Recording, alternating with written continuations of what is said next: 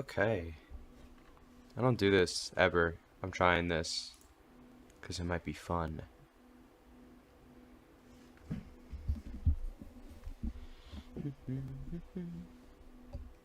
I gotta put some music on.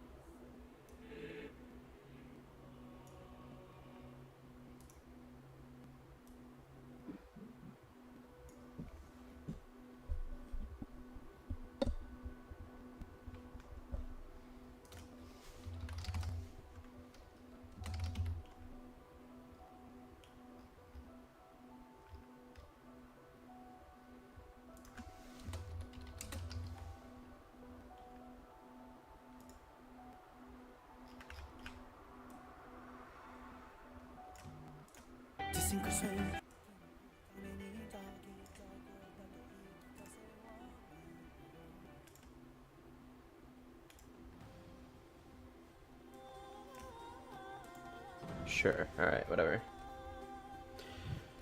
If someone joins, I'll have the... Let me turn that down, actually.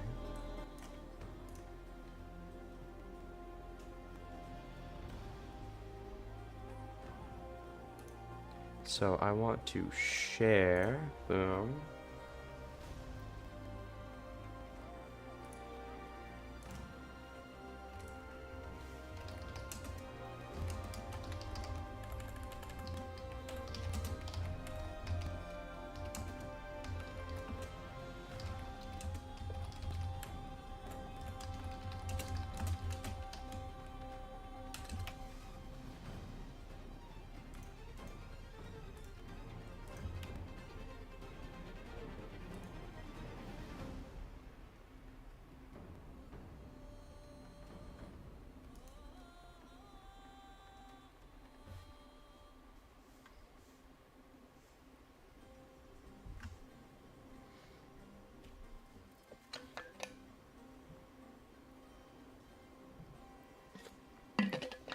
Alright, what do I even want to talk about?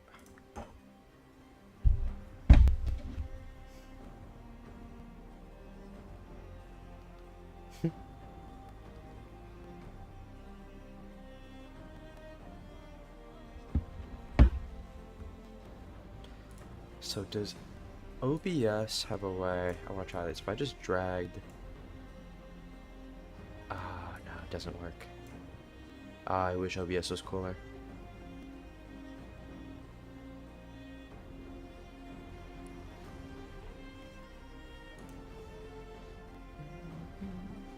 So if I go to here, alright, I can kind of switch back and forth.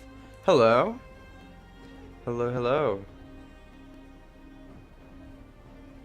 I am testing a little bit. I've never tried streaming before, but I did a Twitter space, and that was kind of fun. So I'm now trying this. Hello. I just want to talk about Vinland Saga, to be honest. So I decided to just start streaming. This weekend was Kodona House in New York. Well, I mean, it's been going for, I think, the whole month so far. But this was the weekend that Yukimura was in New York, and I live pretty close to New York City, so I went and I was able to get a signature from Yukimura. I was able to get the Barnes & Noble ticket to get Deluxe Volume 4 and get that signed, so I was able to see Yukimura, which is really awesome. I have seen him once before, because I was able to get a ticket to the small event that he did in Toronto, and I flew there and stayed a weekend just to get go to his Q&A panel, get a signature. So that was cool. I was happy to see him again, but I wasn't able to do the Q&A panel for this weekend. Hello, Alex Games. What's up? Love your videos. Thank you. Yeah, I don't. I don't stream at all. I've never streamed, but I think it'd be fun to talk about Vinland because I I get a good amount of comments on the videos, and it's always fun to actually talk with people about what they think is going to happen and stuff. So I am I just want to kind of, I don't know, put it out there and see if there's anything fun to talk about. But oh my god, it's the great Jarky Bacon, as Kyle Entertainment would say. Hello, Mr. Bacon.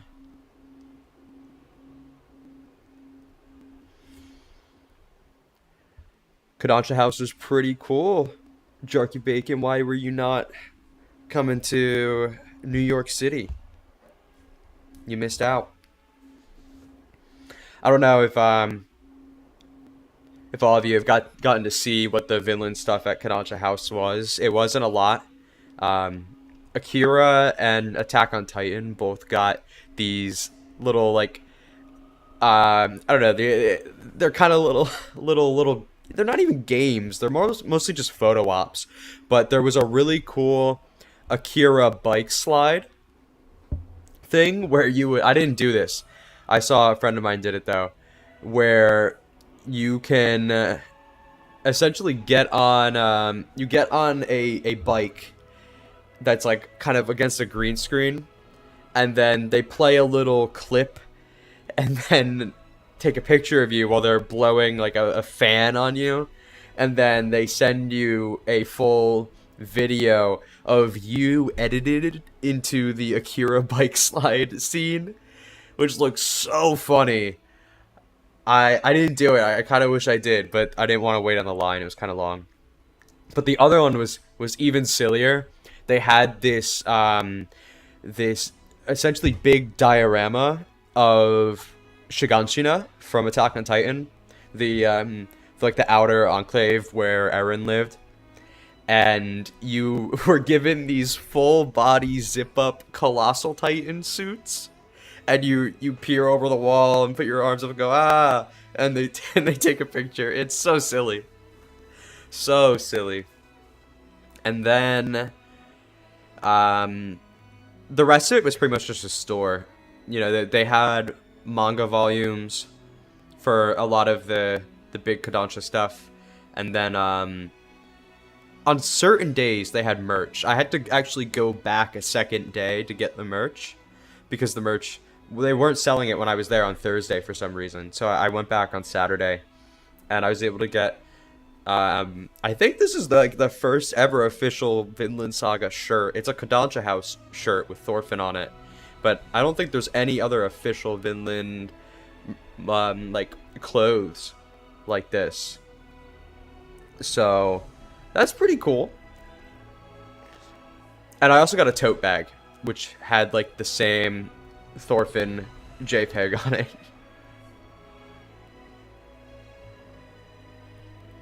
Chucky Bacon, what do you mean you're not made of money? I guess I gotta go over there to your neck of the woods one day. From Italy, this moment is late. Yeah. Sorry about that. I want to do this more. I want to do it more. I think it's really fun to get a, I don't know, see what people are thinking, because Vinland's in a really good spot right now. You know, there's a lot that could happen, and the themes are pretty clear, but like the direction and specifics of what could happen, you know, it can go any way. It's awesome. Yeah, dude, I would take any official merch right now. Exactly. I wanted to like go to the Q&A panel if I could get in, and I wanted to straight up ask like, why are there no figures? Why is there no merch? Who do we have to talk to? You know, is it Kodansha? Does Yukimura decide? I know Vinland's not that big in Japan. Like, Jarky, I remember you said you went to Japan and not a lot of people even knew what Vinland was, right? So that's a shame. I really think being big in Japan seems to be the deciding factor. But, I don't know, the way Kodansha has been with Vinland, they clearly know it's big here.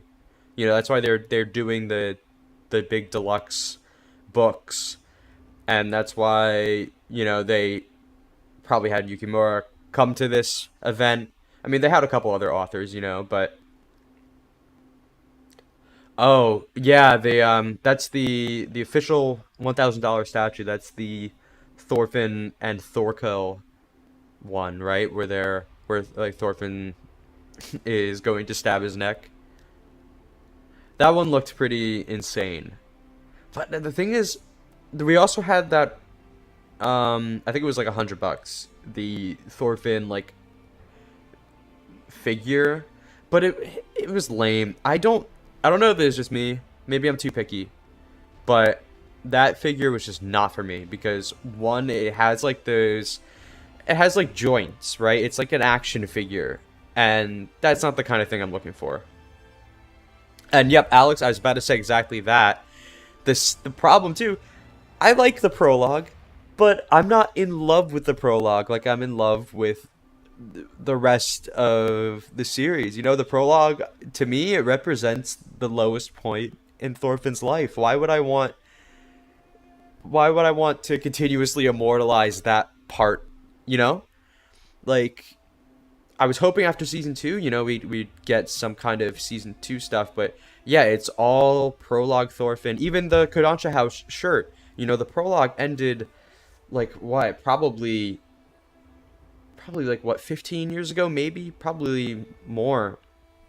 But we're still doing pictures of prologue Thorfinn with the daggers. Where's my representation for farmland and beyond, And especially because, all I talk about on here is the current arc. And the reason I started doing videos, not just because, I only started reading after season 1 of the anime had ended. So, yeah, obviously I couldn't have made videos during Eastern Expedition. But I started making videos because this arc is really, really good. And I felt like it wasn't really getting appreciated enough, So I wanted to talk about it because I wanted people to see it was going somewhere. And, now it's somewhere. We're finally here, with all the stuff going on right now. So, like, that's so exciting to me. But I guess it's just not big enough. It's a shame. Sturk said manga isn't massive, but it's popular enough. Yeah, see, like, that's what I'm thinking, right? Because 28 volumes, it's lasted. It has a lasting power. And it lasted well before the anime happened and made it really popular over here. Thanks, Enrico. Take it easy, man. Thanks for stopping by. But, yeah, I was saying, you see all these, like, I don't know, like, you see a lot of anime nowadays that really don't make a splash at all. At least I feel like they make a splash less than Vinland does, but they're getting renewed, and they are getting figures immediately, and I genuinely think Vinland is just not popular in the way that sells merch. At least not in the eyes of a merch company, At least, where the anime is, they don't have the waifu bait to go off of. I mean, fingers crossed, season 3, we got my beloved Gudrid and Hilde. There's gotta be a figure. Come on, right? Hopefully that changes something. I don't know. But, I mean, there's plenty of series like Berserk, right? Berserk definitely does not rely on waifu power to get figures made, right? There's plenty of awesome Guts and Griffith stuff out there. And obviously, Vinland, as much as Vinland's often grouped with Berserk, alongside like Vagabond as well, Berserk's definitely the biggest one there. And then Vinland and Vagabond might be around the same level, maybe? I don't know. Do you think Vinland is more popular than Vagabond, or is Vagabond more popular? Either way, you don't really see much Vagabond merch either in the same way. Yeah, no, you definitely don't. I don't think I've ever seen anything. I thought I saw one shirt, but I may be just remembering a Berserk shirt. Vagabond is sold better. That makes sense. Vinland is more relevant currently, true. And I guess Inouye is kind of more of an established author too, because there's also Real and Slam Dunk. I think he had another one, right? There was one more. I don't remember. Besides Vagabond. So he's like, maybe he just has more success, but either way, you know, not a lot of merch there, either. I don't think I've seen anything. There may be something. I'd have to actually look. I read and loved Vagabond, but I wasn't obsessed with it the way I was obsessed with Vinland, and you know, still am. I didn't really go looking to collect everything I could find. As much as I liked it, because I really did like it. It was just one of those things. I finished it. I'm like, that was good, and then I moved on. But I'm still hoping for it to continue because it's so good.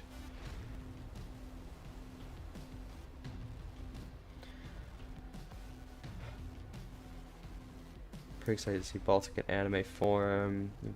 Yeah, no, I totally get it. I totally get it. I had a friend actually who finished season 2. He watched it with me, and he really liked it. And I was immediately saying like, dude, you have to read the manga. And I was just kind of hanging out with him in like Discord calls and stuff while he would read. And so much happens in Baltic. You know, it really, there's so many twists and turns. I kind of forget that since I binged it so fast, but like, you have characters like Garm who are going around and just, you know, just total wild card, could kill anyone. Really, it's, I feel like the one thing you kind of don't get with Baltic is feeling like the central cast is at stake. I really never felt like any of them were going to die, except maybe Leif when I was reading through, and I don't think it wants you to feel that way because of the tone. But like, you know, you have Garm, well, yeah, we have, what, introducing Vaughn, Captain Vaughn, or is it Vaughan or Vaughn? The guy with the hammer. And he's introduced and he looks cool, he's got this unique weapon, and then Garm, boom, just kills him off screen. Like, crazy stuff like that happens all the time in Baltic, and that's really sick. So I hope it gets that week to week hype, you know. About the animation, yeah, I've been thinking about that. I genuinely, as much as I love season 2, I complained about this when we watched it and discussed it, you know, every 3 episodes or so with Kyle and Ari. Those season 2, I think actually, Jarky, in your big media review video with your friends, one of them said something where they've never seen an anime take so many shortcuts, you know? And I totally got that feeling when I was watching season 2. As much as it has like some of the most beautiful frames of the whole show, like there's a lot of animation shortcuts. It was clearly like the budget was not going into motion as much as it was kind of focused on, you know, the detailed character designs and backgrounds. Main tension, yeah, with whether or not Thorfinn will break. Honestly, I never even felt like Thorfinn would break. I felt like his resolve was just, like, obviously the whole arc is about, you know, having the resolve to not relapse, and Thorfinn proving that he's serious about this. It's the test to make sure he's ready to go to Vinland, not the test of his ideals. It's the test of whether or not he's really going to hold up to it when confronted with his past. And that's good. But honestly, I never thought he'd kill Floki. I was definitely pretty excited when he kind of lost it a little bit against Floki. I was like, wow, I didn't think this would happen. But I was just never convinced, you know, that it was actually going to happen. Because I felt like, I don't know, Vinland's one of those things where I feel like I kind of have a good idea of where it's going most of the time. And I knew there's just no way he would break before going to Vinland, you know? True. Yeah, I know that the meeting with Vaughn definitely, it wants you to think about that, especially when they bring in Atli. from Askeladd's band, and he, even though Askeladd essentially gave him a fresh start, he ended up going back to his old ways, and they talk about, Vagabond talks about how, you know, you can never change somebody, like they'll always go back, like once they get a taste of the low life, you know, the I guess like, cheater's way out, they'll always go back to it, they'll never live honestly again.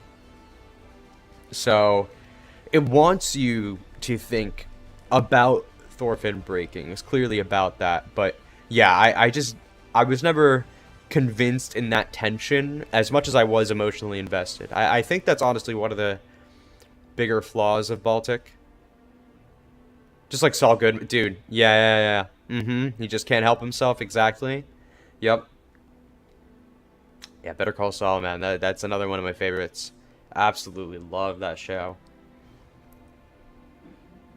You know, it's just that, especially with the thing, not to go on a Saul Goodman tangent, what I love about him is that he wants to do better and he is serious about it, but like then he just gets beaten down, like something really unfair happens to him and he feels like, you know, I just need to get back to where I was, you know, I'll just take one shortcut and then I'll be back on the back on the up and up, you know, I don't know. Yeah, I think Baltic Sea War tries to be about that a little bit more, but I do think it's not really able to sell the tension, and that's why a lot of people, especially with the comedic tone going, you really just never think something serious is going to happen. Alright, Mr. Bacon, take it easy, buddy. Thanks for stopping in.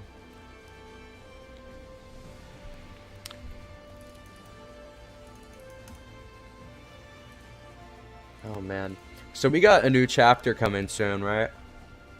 We got a new chapter coming soon. I think this is nice. Okay. Let's talk about what's going to happen. Let's talk about what's going to happen next chapter. I want to hear what people think. We got like, what, 3-4 days until that happens?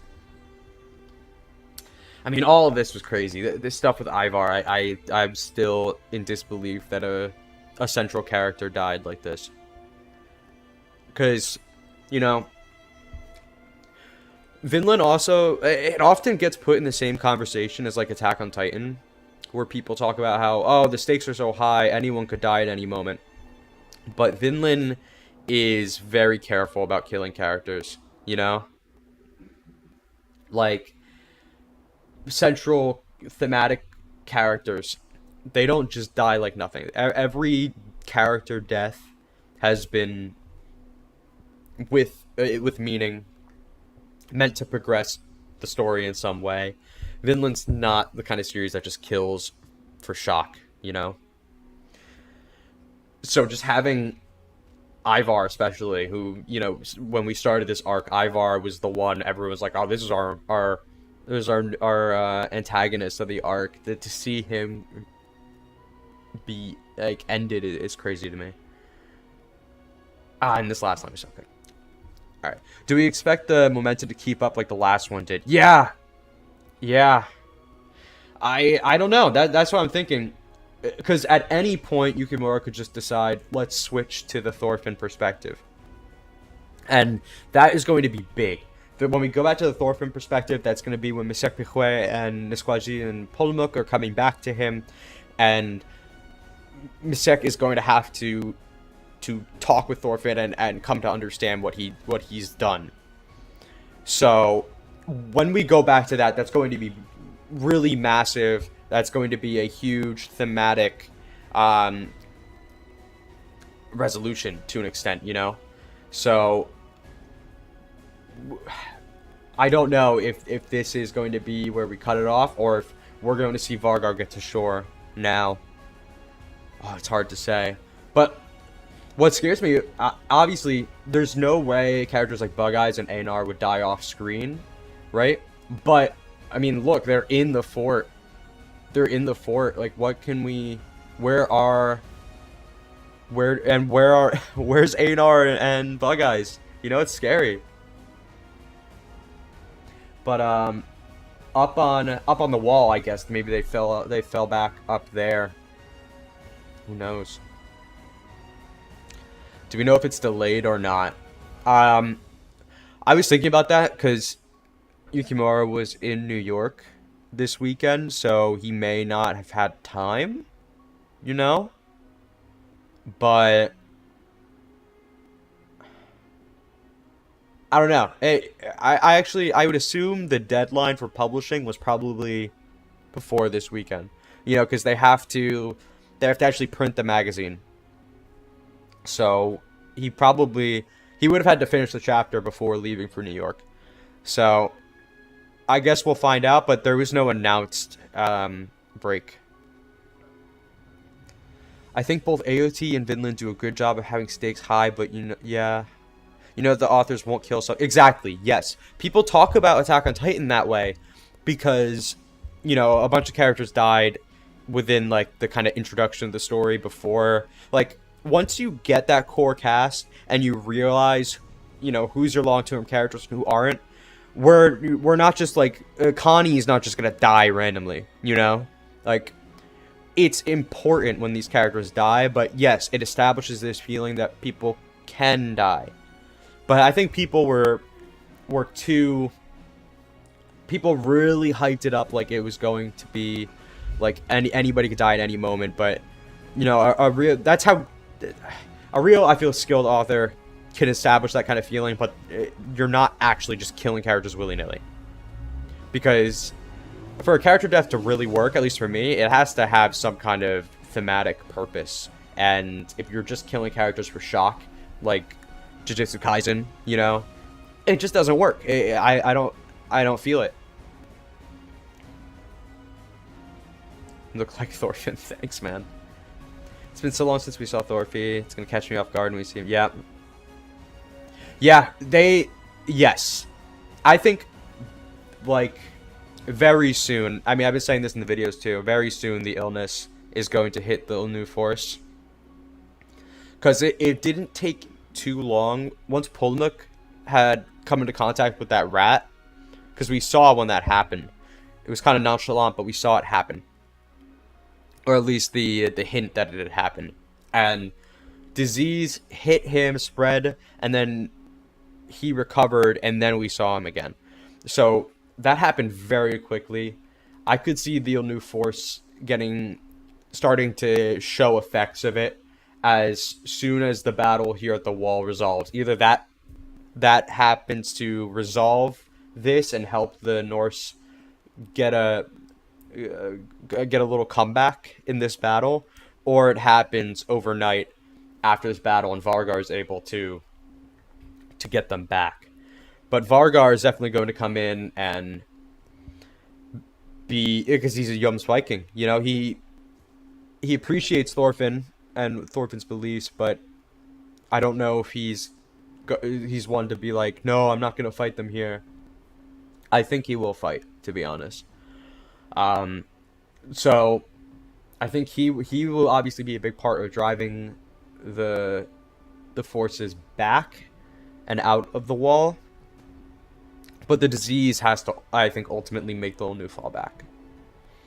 You expect Vargar to kill? Yeah, okay, both of these I've been thinking about. So, Vargar, like I said, he isn't like...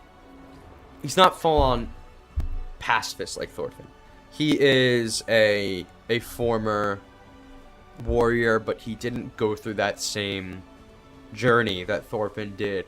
And I think that's probably the purpose of having someone like Vargar here, because Yukimura wanted to have a former warrior who wasn't Thorfinn. And those are two different contexts. You know, Thorfinn is an exception, you know? So I think, yeah, obviously, this last panel here could be like a tease, and it's meant to subvert your expectation if he doesn't kill, but it might just be straightforward that he is genuinely just going to do what he feels like he needs to do here, And I honestly don't think he's the type of person, one, to allow his people to be killed, and two, I don't think he's going to try to fight with just his fists and keep people alive like Thorfinn, to be honest. It doesn't really... I don't see him dropping this axe and going barehanded, you know? But the other one, do we expect maybe Carly to join secretly in the ship like Thorfinn did with Thor's? I really think this is a good idea. And I know... I don't know. It's silly. Personally, I just don't want the story to shelve Gudrid and Carly. I've talked about this in the videos. I love Gudrid and Carly and the potential they have for this arc now that war has started. Obviously, they're not going to be fighting war, but I want to see them react to this. You know, I want to see them participate. But, one, I really don't think Carly would sneak onto these ships and Gudrid wouldn't notice. I think Gudrid would be on top of that. Not to say that Helga wasn't, I guess. So, maybe. But, honestly, what I really want to see is... And this is a pipe dream. This is not going to happen. What I want to see is Gudrid wants to... Basically, Gudrid always wanted to be a sailor. That was her thing. Right? So, I am hoping that she is helping to sail here. Obviously, she just gave birth. It's not going to happen. I doubt Vargar would let her. But... And she has to take care of the baby. But I just want her to be there, you know? What can he... I'm not really sure what he can do.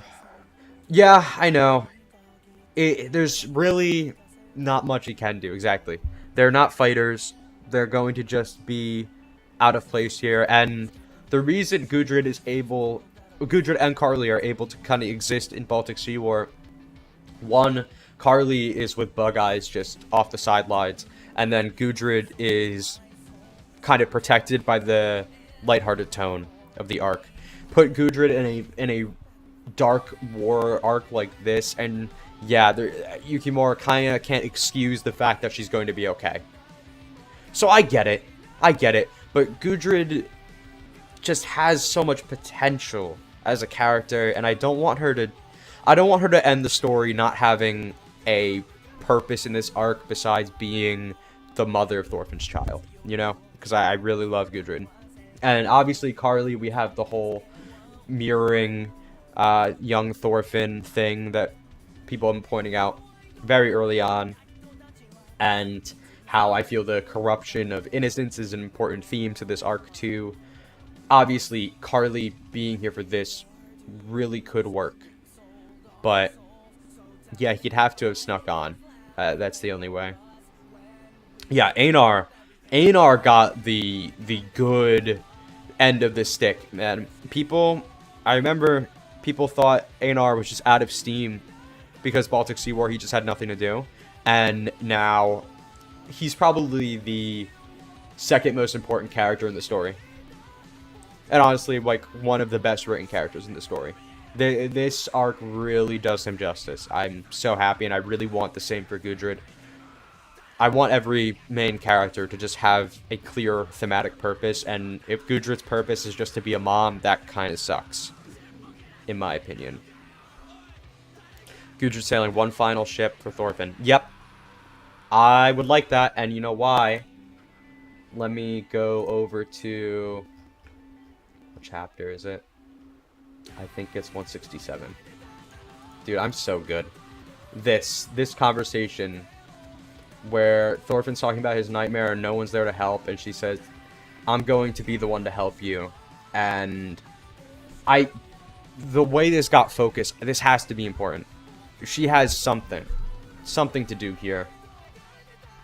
But the question is it going to be in an epilogue where she will be the one to kind of restore Thorfinn's hope after everything is just ruined? Or will it be in the Vinland arc? I would really love to... I really love that idea of Gudrid coming back for him. Alex, that's a really good idea. I would love to see that.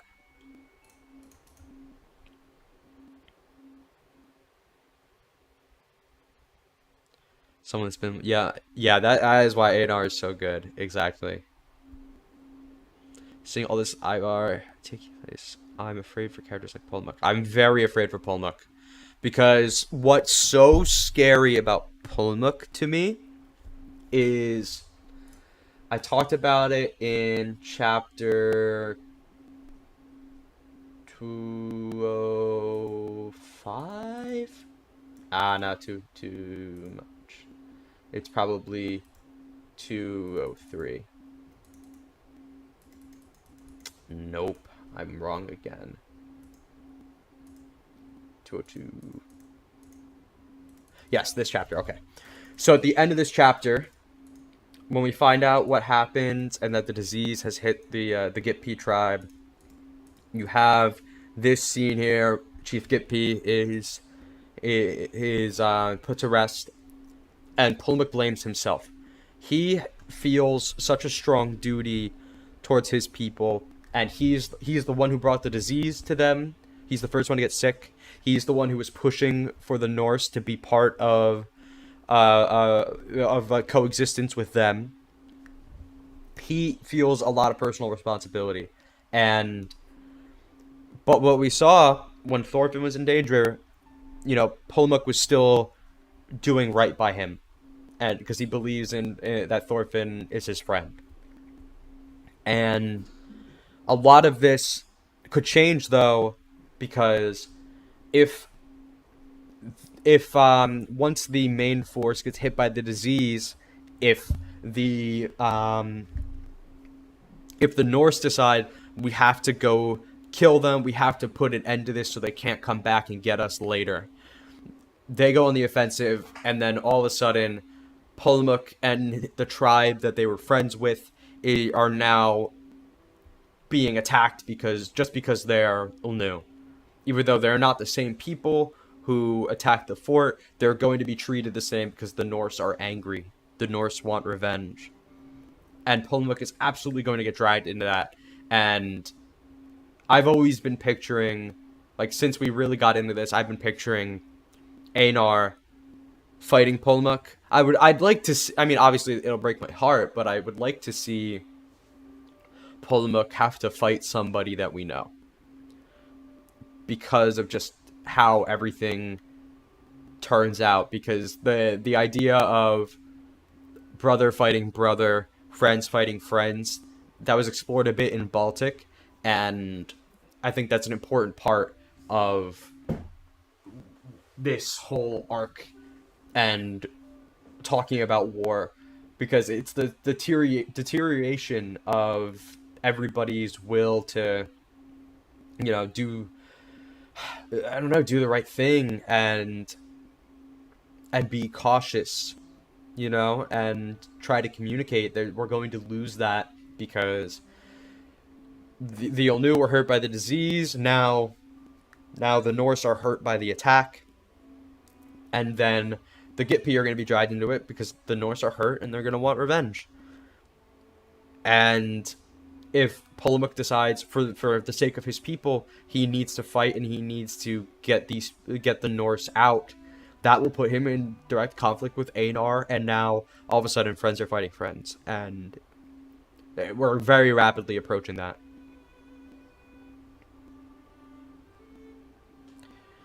Also make a call at the tragic civil war that's building. It's true.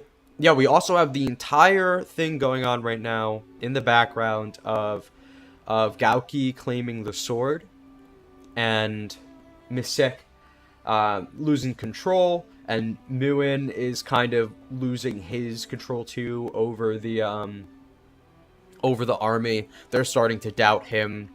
That's the brilliant part of Yukimura introducing these other tribes, because when I think it's this chapter actually, when Misek first mentions it, it's here. This hand is evidence for the other tribes. So when I first read that, I was like, oh no, we're not going to have the Gitpi fighting and being turned to war with the Norse, it's going to be these randoms. But this works so well, actually, because Yukimura is just handling it brilliantly, where it's not just these faceless people coming in and ruining everything. They have a very complicated conflict going on between themselves, and the Norse are just a small part of it. They don't even... The new main army, they don't really care about the Norse. They care about getting the sword. They care about getting their hands on that power and making sure that they're the ones who are in control, because they're all maintaining peace through the threat of war. They're not maintaining a true peace. So it just works in thematically perfectly. It's so good. It's sad, but I think it would have a huge impact if at least one of our main cast member fights one of the main guys with the Gippy. Yep, I feel like it has to happen. That's got to be... That's like end game stuff, but that's got to happen. Yep. Leading page 209. I know the exact one you're talking about. All of them reaching their hands for the sword. Such a good chapter, man. This chapter's insane. I can't believe this happened. Oh my god, this chapter's so good. I love this chapter. So crazy. This panel, oh my god. So explosive too. Oh my lord, this will be so cool animated. I really hope we get there. Panel's ingrained in my mind. Yeah, it holds the same place in my mind that Askeladd cutting the head of Swain off, Thorfinn punching the farmhand. Ah, it's so good. What's Sturk's role from now on? That's a really good one. Because here's where we are with Sturk. Sturk was always this character who was kind of manipulative and... Hold on, this one has the lyrics. Let me skip this. He's always manipulative, and he was so ignorant to war and the realities of it that he felt like he was able to just do whatever he wants and the repercussions wouldn't come.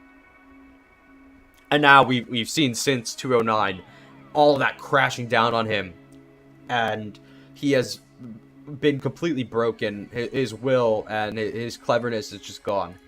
But it's the death of Ivar that's going to flip that around, because Ivar he sees Ivar as a true born leader. This is somebody who was made to lead. His brother is the one who's supposed to lead, not him. And the last order his brother gave when doing his duty was to tell Sturk he needs to be the leader here. And then Sturk resolves himself. Sturk is absolutely going to be one of the primary people strategically pushing for them to go and attack the new force after this fight is over and the disease has started hitting the new force. I think Sturk, he's now no longer ignorant of war, and if anything, he probably now hates it to the same extent as someone like Einar. Maybe not as much as Einar, but he's now fitting this role that Yukimura defined of the most dangerous man. This character that, you know, hates war, but does war and acts war in order to reach peace, paradoxically. So I think he's just going to be another person in Einar's camp, essentially. But yeah, I want to see if he has more of an arc or not, or if he will just kind of, you know, be there dropping lines, not really having a big moment like Ivar. Because Ivar was absolutely, like, kind of the main one of the trio of brothers, but I think Sturk has always... People have always looked at him as kind of the more subtle, but more threatening one. So the fact that he's the only one left is really interesting, because maybe there is more to him. So I'm excited to see. But coming into this position of leadership is the big turning point for him here. Can't get over the page. Yup. So good, dude. What was that, 213? Oh, man, I was so happy to see this. Because this is what makes Vinland so good. It's, you know, these very human moments on the battlefield. You know, this is like a scene straight out of Baltic. You know, this would have happened to some unnamed character, and this would have been their death, you know? But here, it's our main characters now, and this is such an important character moment. The paneling is so good, yes. This is exactly the kind of stuff I have been waiting for since I did my first review, man. This battle happening and having our central cast be part of it this way. Einar is on course for some really, really good character moments. And the fact that Yukimura is playing with the fact that he hasn't killed anyone yet is so good. Because, you know, you gotta be patient. The time will come, I think. Eventually, Einar, I think, will end up in a position where he has to. And that's going to be important. But it's such a good moment.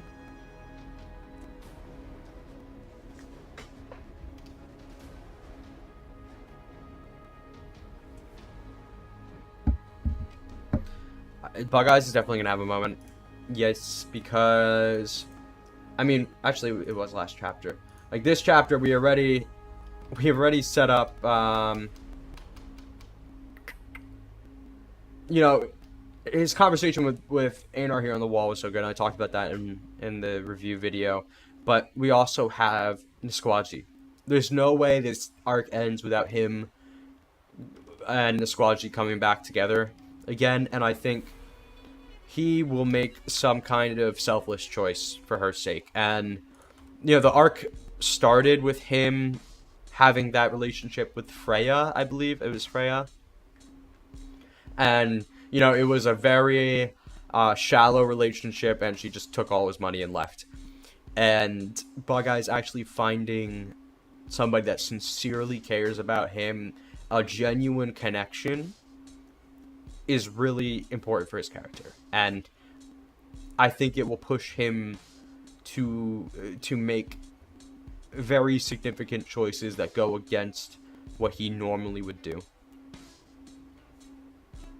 Gauki revealing or being exposed to have the sword has to have a major shift, right? Do you think Thorfinn will eventually get it back at the end? Maybe use it.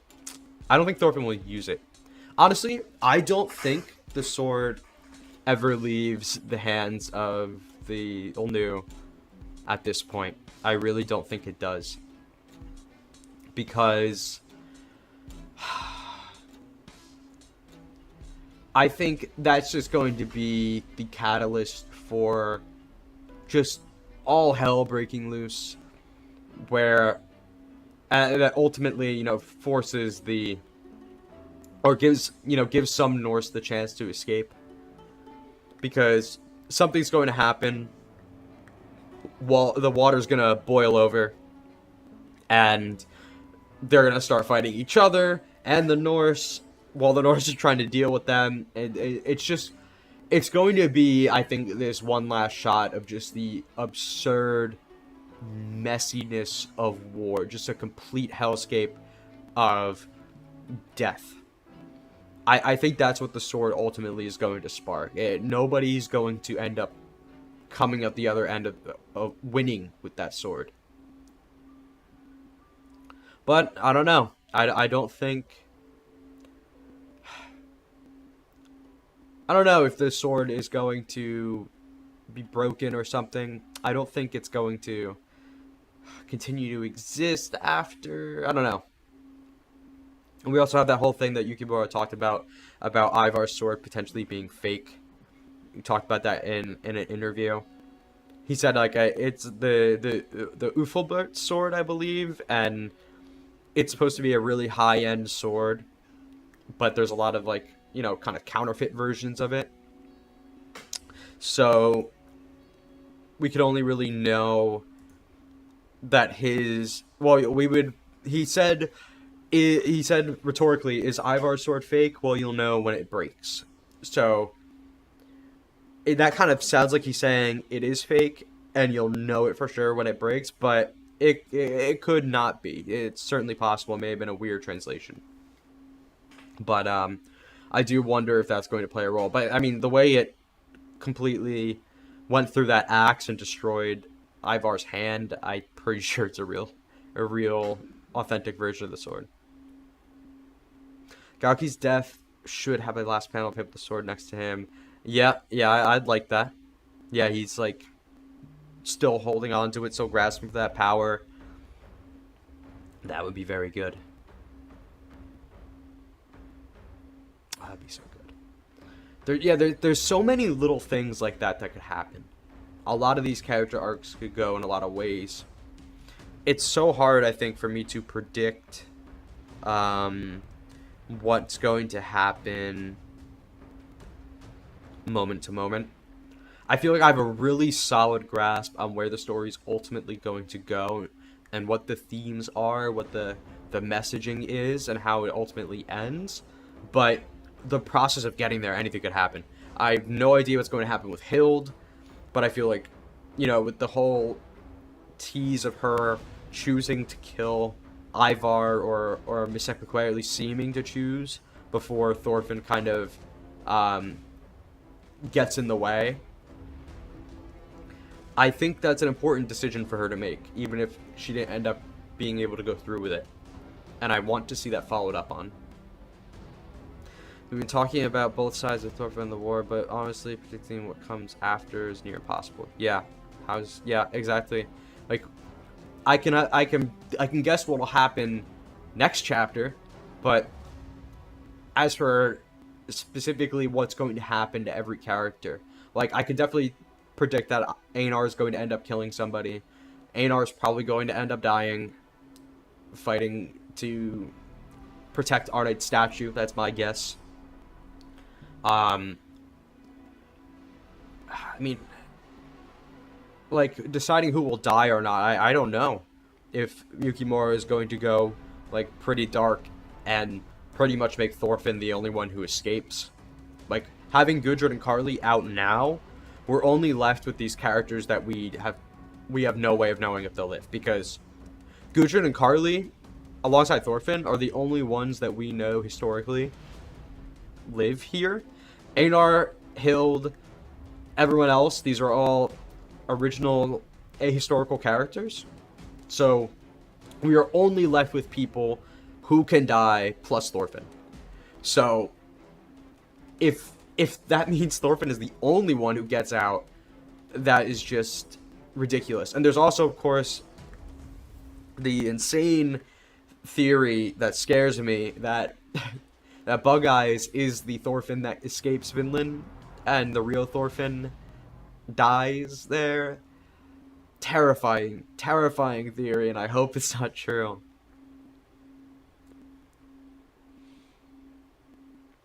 Still curious about Hilde. I was all for your theories about her handling things with violence.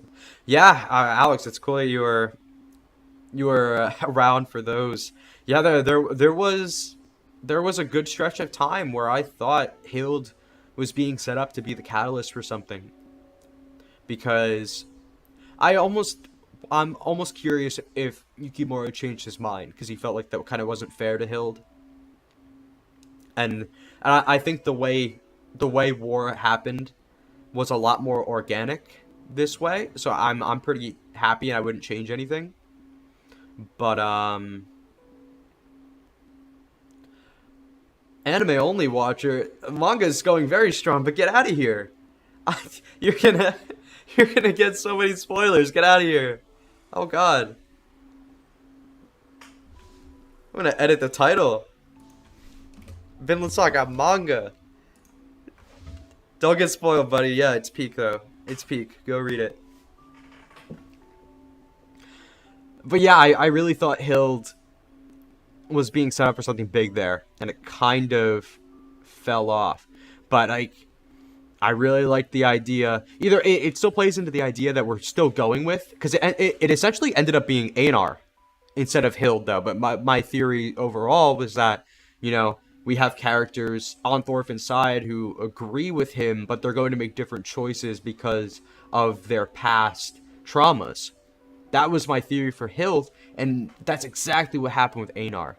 So it just kind of, like, Einar was always going that way, but Hilde is still sticking by Thorfinn, and I kind of, that got us that moment where she's carrying him after he got hit with the arrows, and I think that moment's so good, and I wouldn't trade that moment for something else. So I think there's still a bigger plan for her. Yeah.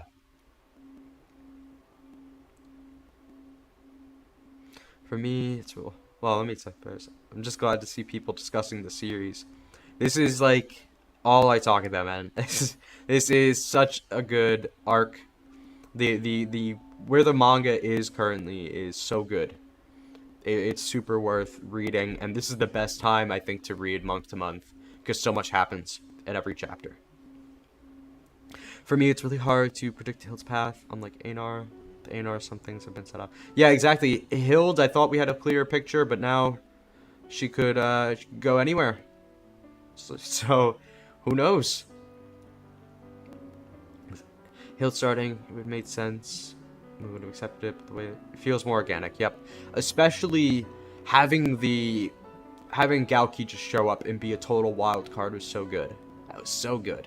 I never thought of that idea, and that was such a good twist. That opening that chapter and seeing the sneak attack blew my mind. I never thought we were gonna get something like that. That is a good narrative twist. In, you know, this is an arc where I feel like all the setup is so good that it's almost telling you how it's going to end. So sprinkling in twists like that don't disrupt what the story was setting up is so good. Deserve a like and a sub. Thank you. Thank you. I mean, careful subbing to me. I've talked about that. I'll talk about season 3 when it comes, that's for sure. But I mostly talk about the manga. So be careful subbing to me, but I appreciate that.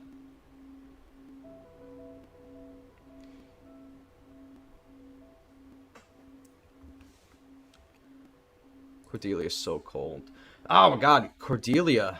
Yeah. Okay, Thorfinn. Yeah, that was crazy. That was crazy. The fact that the baby still wasn't born after that is the funniest thing. That still makes me laugh. Sometimes I go back and watch that reaction. It's so funny. I try to record my reactions to every chapter whenever I can, but for some reason I get kind of unlucky with when the chapters drop. I've had to read on my phone the past few times, which I really don't like. But I'm hoping... I would have loved to have an Ivar reaction, you know, so I'm really bummed out that happened. But Cordelia, yeah. Cordelia, she still has to... She's going to do something brutal. She's going to do some Thorkel tier, like, desolation and destruction. Because she's going to be kind of pushed in a corner. That's absolutely being set up. That's why her and Einar didn't get a kill in these chapters, because their first kill is going to be important. It's going to be way too important, and it has to be more than just a brief moment. But she's absolutely being set up for this dutiful, I have a responsibility because of my physique that I have to handle. I have to use it to protect people.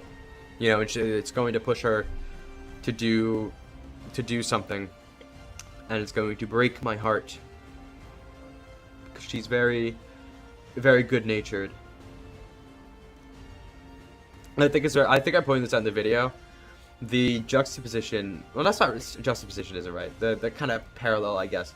Her here wielding the log compared to chapter 178.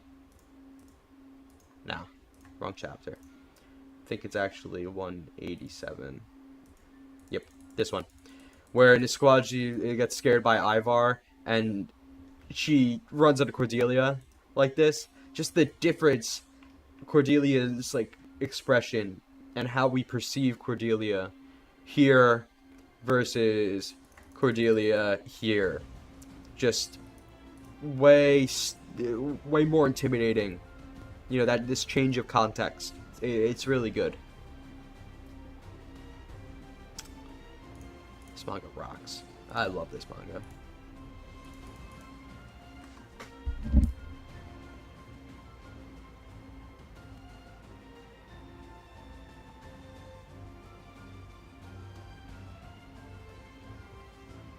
She's so gentle.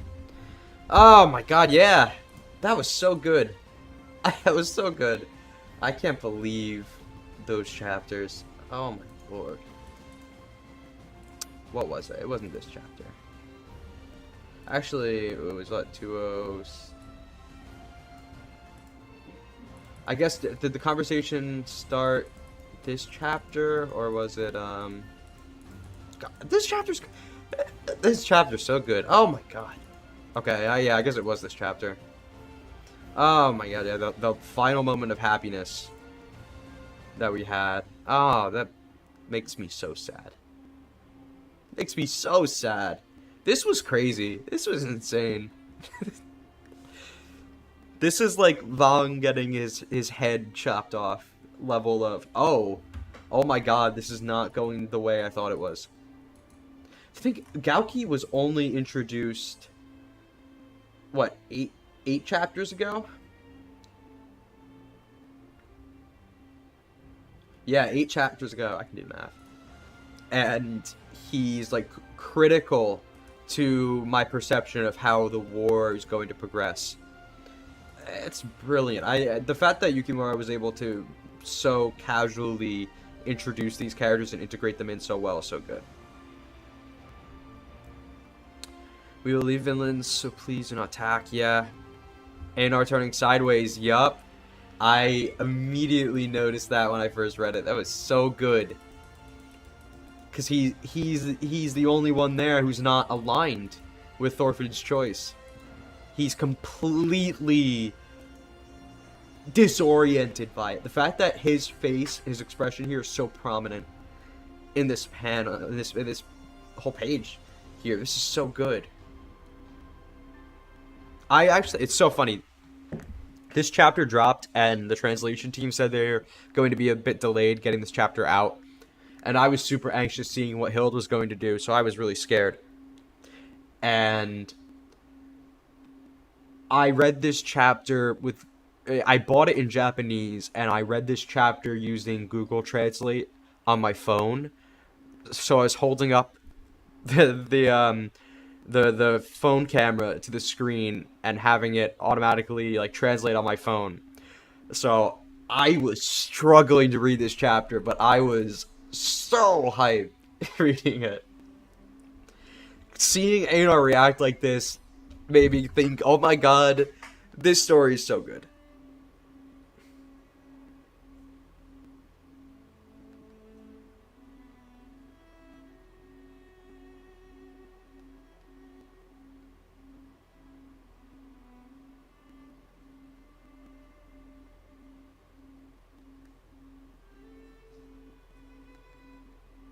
One second.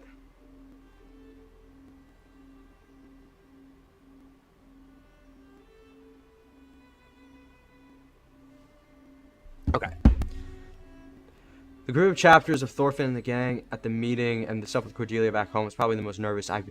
Dude, yes. I was so anxious. I mean, I'm always anxious reading this manga. I was getting anxious reading, like, pre-chapter 191 stuff. Because I was anticipating something happening. You know, this is one of those mangas. I don't know why. When I see people reading the setup chapters and they're like, oh, everything's so happy, this is boring. Sometimes that's the reason I started making videos, because people were saying the setup chapters of Vinland arc were boring. And I was like, do you not see where this is going? Do you not see that this is setting up for heartbreak? So I'm just anxious reading every chapter. But yeah, these chapters, I mean, my reviews probably were not making it less anxious for anyone, because I was practically like fear mongering these chapters. But you know, like everything going on, it's somebody's going to make a big mistake, and first blood is going to happen. And I can't believe it happens with a sneak attack. I just never would have thought about that. And that's such a brilliant way of showing that it's the reverberations, sorry, of Ivar's choice to use the sword. That first act of violence, it cascades. Yes, these characters they're making some choices. Some are good, some are bad. Some are probably bringing us closer to violence. Some are trying to pull it back. But it's like, you know, the grass has already been stained with blood. You know, it happened already, and there's no closing Pandora's box. You know. But as for like, what would ultimately tip the scale and send us spiraling, I didn't really know what it could be, and it being, God, that's crazy. I'm honestly glad though it wasn't Hilde, because honestly, what I thought was going to happen is that, I think I mentioned this in the chapter review. I thought we would get one page that was like these two pages left and right. One would be Thorfinn's baby being born, and the other one is like Hilde massacred with spears. I was so scared that something was going to happen to Hilde, because she seemed to be on track to do something important. I think Yukimura was ultimately going for something like this. He wanted you to really think Hilde is going to do it, so you could feel the same shock that Hilde feels here. I can't believe he'll go this far. You've lost. Like, Hilde is the stand-in for us, really. And I think that's what he was setting up more, to get us in the same headspace as Hilde, so that Thorfinn's decision here just shocks you. Thorfinn being so selflessly reckless, taking an arrow to protect... Yeah, crazy. Yep. What is Thorfinn's mentality right now? I really need to know. Yeah, 210 is probably the best chapter. Honestly, this might be the best chapter of the Vinland arc so far. I mean, that's going to vary depending on what you care about. But, like, this page is just one of the best pages in the manga, you know? And all these conversations about the things that not only characters have been saying to Thorfinn, but fans have been saying to Thorfinn this whole time. Right? Ugh. I'm really... I don't think Thorfinn's going to give up, but he definitely wants to get out. He's not going to try to stay. But I think Gudrid will have to be the one who kind of mentally brings him back to some kind of positive outlook, because this is going to crush him. And, you know, we don't blame Thorfinn. I think a lot of people, at least, don't blame Thorfinn for trying this. You know, he's not the one who caused war. He simply gave people... He let people make their own choices, and those choices ended up leading to war. And that, as a leader, yeah, he's kind of not really a good leader. But he's not wrong about his approach to, about peace. And if everybody was cooperating with him and, you know, approaching this the same way that he does, things would be different. Rather than the child being a tragic moment with juxtaposition you just mentioned, I feel like it's going to be more hopeful. Yeah, I really hope so. Yeah, I thought the birth of the child would be a little bit different. That's for sure. It being a big part of Cordelia's arc is definitely not what I expected. But yeah, I really do hope that the fan theory about Thorfinn being the one to die and Bug Eyes being the historical Thorfinn that returns from Vinland, I really hope that doesn't happen. I think Thorfinn needs to meet his his child, and that will be part of getting us back on some kind of optimistic outlook going into the end of the series, because Yukimura is not going to end this in a way where we're telling the reader that, you know, what Thorfinn wants is impossible and that he never should have tried, because that's not the point.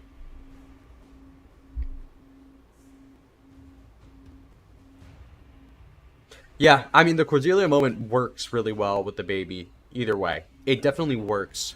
I don't have a problem with it. I just didn't and the birth of that baby just seemed, it felt so important. Cordelia's arc is good, but I felt like it's not.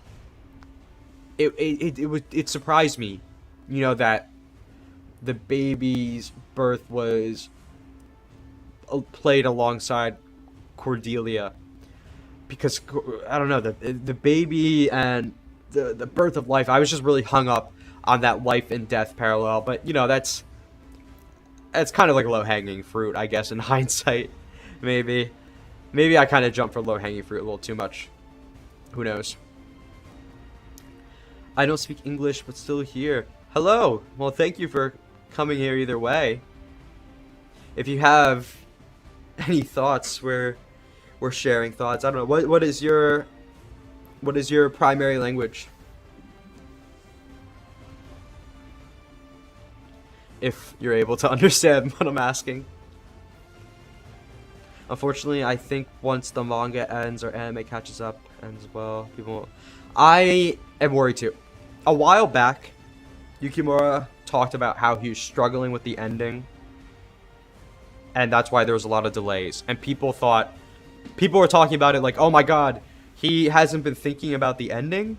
That's scary, you know, like he doesn't know what he's doing. Vinland was always going to end the way it's ending right now. This has always been the bigger picture. How it gets there, that was always kind of in the air. But he needs to be extremely careful that he doesn't send the wrong message. And I think that's one of his thoughts about Planetes, his previous manga. One of the things that he kind of regrets is that he felt like he didn't get his message across well. And that's why he's trying again to send the same message with Vinland. He wants to be careful. Yep. You're thinking the same way I'm thinking. Yep. I just saw your message come up. Spanish. Okay. Kind of close. I don't know Spanish, sadly. But I hope you can still get something out of this stream either way.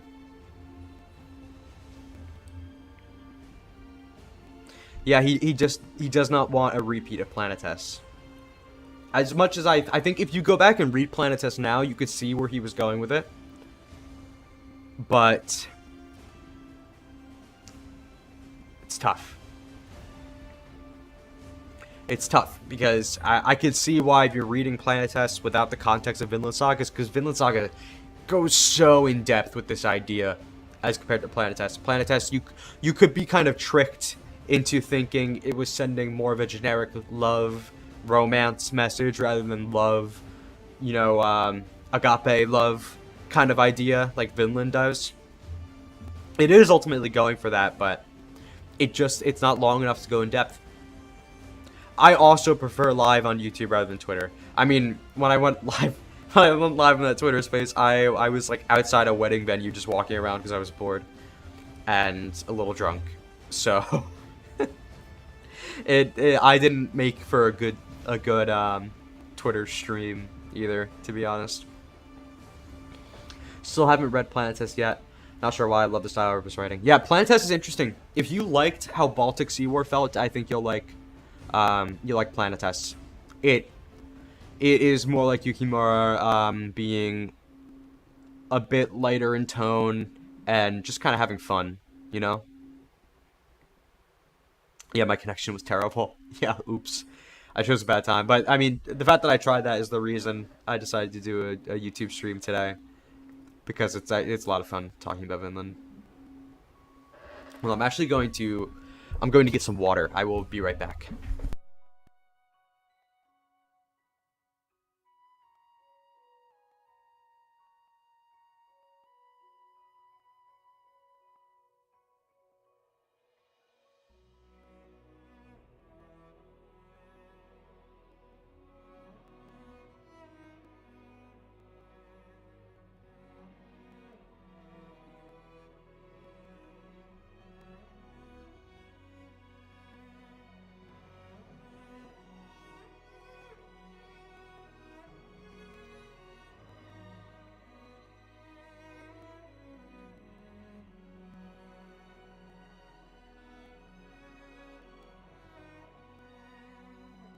Okay, I am back.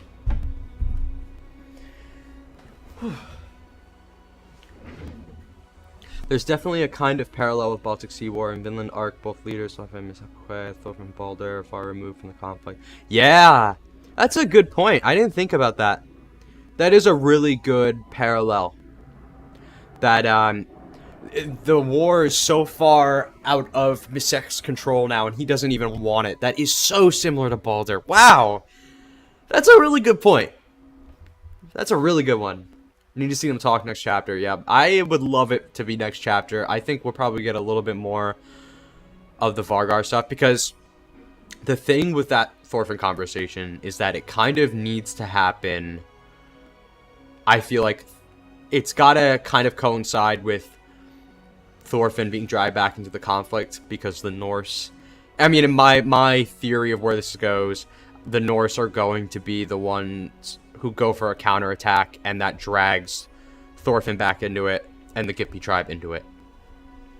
So I think the conflict at the wall kind of has to be resolved before we get there. What do I think it's gonna look like?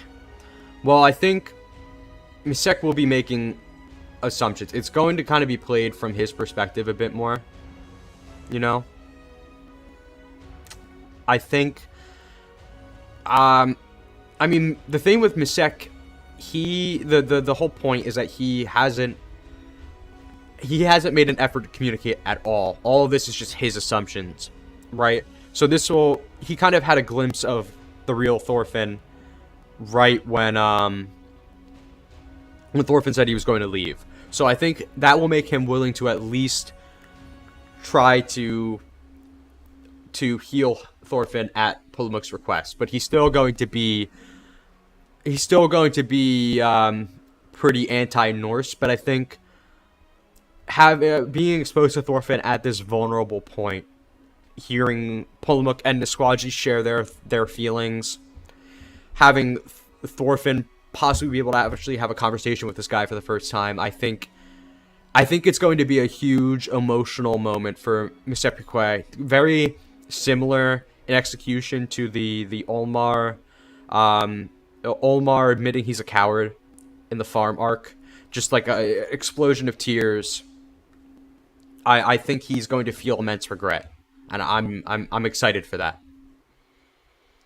I wonder how Canute ties into the ending.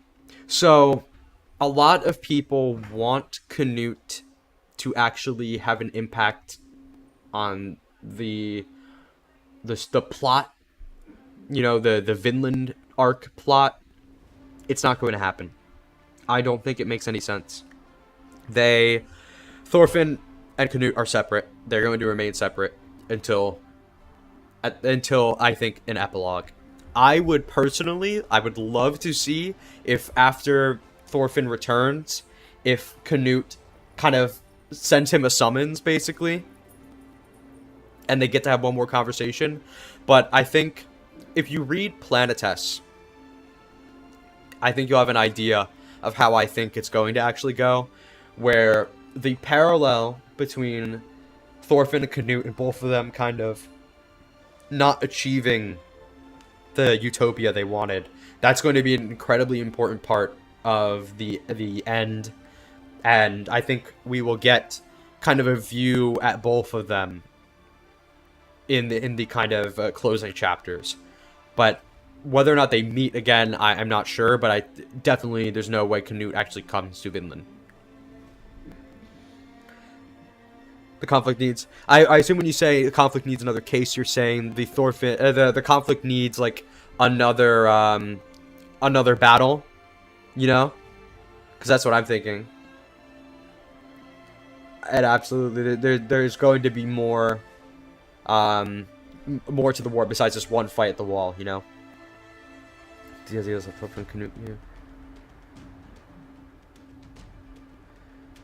Yeah, because Thorfinn and Canute have these parallels in how they think and how they feel, but obviously Thorfinn is different. Thorfinn and Canute have a different approach to trying to do the same thing. So Thorfinn the fact that they both don't achieve what they want, they both don't really achieve this utopia, is important. Because the idea there is that historically, you know, we didn't get total peace like either of them wanted. So we kind of need to see both of them, I guess, at odds with how their attempts went, I think. Unfathomably excited to see how the positive message is delivered through such an awful, depressive ending. Yep, because I think that is what Yukimura is being very careful about. He wants to say something impactful and meaningful, and he wants to make sure that it's not misconstrued. You know, he wants to make sure that you are coming out of it still believing in Thorfinn despite what happens, which is really difficult. But it will be the idea that, because the arc's called 1,000-Year Voyage, it will be the idea that by looking to the past and seeing how we failed in the past, why wars have happened, that will be, well, you know, seeing these wars for what they are and hating them, that is the only way we can actually have peace. You know, it has to be everybody collectively wanting something better. Because Thorfinn can't do it alone. A lot of people just can't do it the way Thorfinn does it. And it's not because Thorfinn is better than someone like Einar. It's because Einar is justifiably afraid of war. And he hates war. But he's not going to let himself be a victim to it. And that's the scariest kind of person. That's the kind of person who is going to fight a war so brutal because they feel like they need to be fighting the war that ends wars. You know? That is what Yukimura wants to get at, because I feel like that is what a lot of people think. That's how a lot of people think. You know, the average person today isn't like a warmonger, you know, or someone who even romanticizes and loves war like Ivar. Sure, there are people like Ivar, and you know, Ivar is a stand-in for those people because they exist.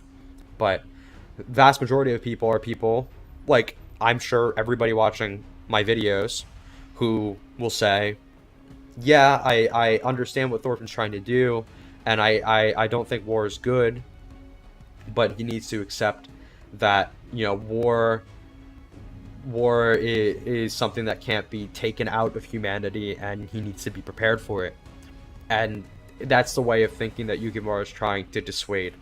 And I think that that's a sentiment shared by a lot of people. To an extent, I do. As much as I want to think like Thorfinn and be like Thorfinn, you know, there are times where I feel like I have to say, well, you know, war can't just simply be eliminated forever. But this is a story that makes me not want to give in to that thinking. Do you think we'll see Thor's or Askeladd future flashback sequences? I hope so. I do hope we do.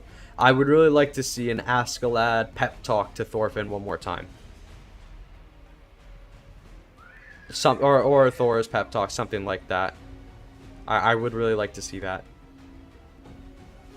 Like Thorkel puts it, war will always follow. Yep, exactly. Yeah, Thorkel, as much as he loves war, he's not delivering a war-loving message there. He's delivering a, look, you can't just ask that war doesn't come.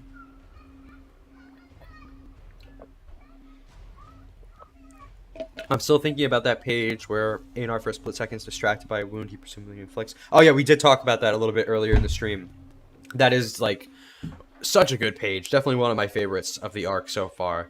And that's setting up so well the eventual chapter where I think Einar is going to take a life. It'll happen at some point, I think. Agree so much. The Thorfinn Hill combo drives in well. It's not that Thorfinn is wrong. The mindset needs to be shared by so many more idiot friends. Yep, exactly. That was such good dialogue in that chapter. Because, yeah, it's just, he can't do it alone. He can't be the only one trying. As much as people, even like Hilde, agrees with him and feels for him. But I think even when Hilde is pushed to protect someone, you know, she would probably do it. I mean, she was ready to kill Ivar and Misek. I mean, I still kind of doubt that she was ever going to go through with it, and I still think the question of whether or not Hilde can bring herself to kill someone is still on the table.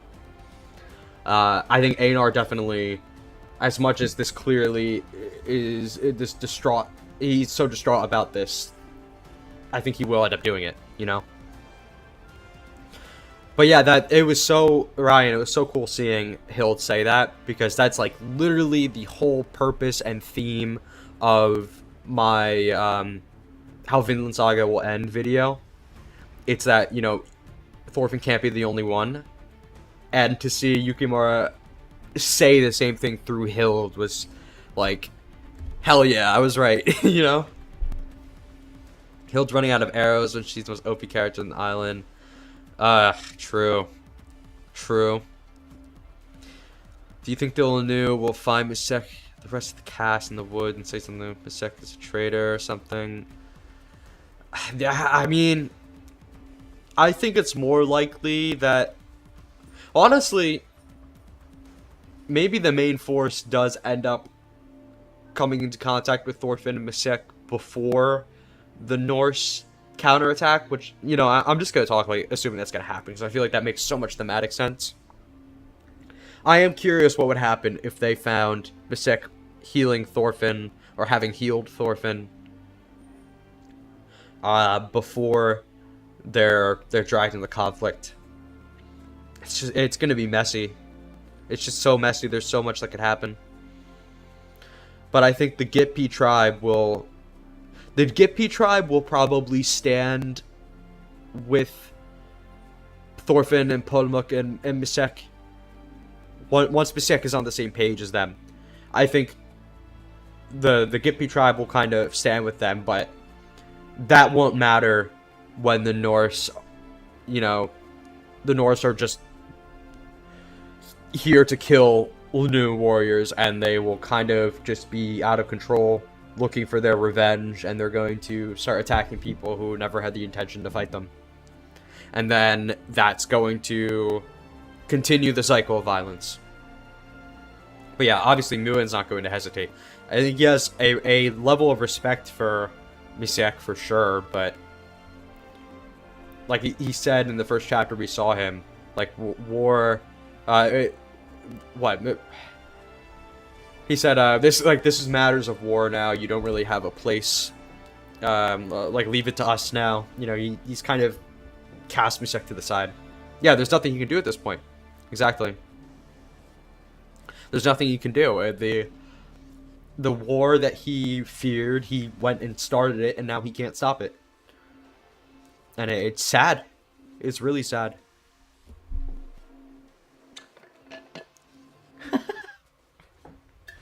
Bug Eyes versus Gauki.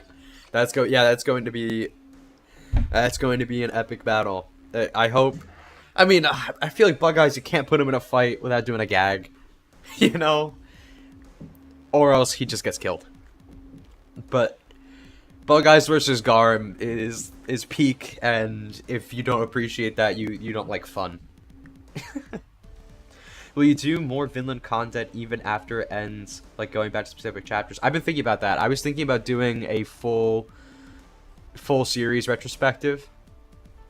I was even thinking about doing specific chapter reviews for past chapters from before I started doing reviews. Like just chapters I think are really good.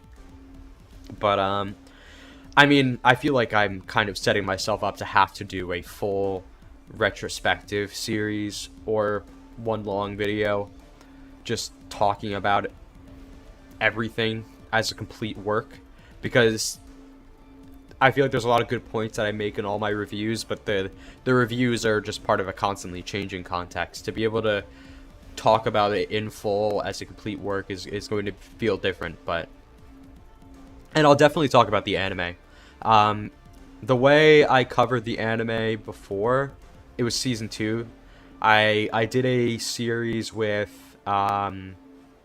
Jarky Bacon, Kyle Entertainment, and Elite Ari, where we watch like what 2 or 3 episodes or something, and then we talk about them in batches. So I'll probably be doing like a group, little group project for season 3 the same way. But yeah, if you want to hear my season 2 thoughts, those videos were a lot of fun to do. Let me see if I can find them. Hold on.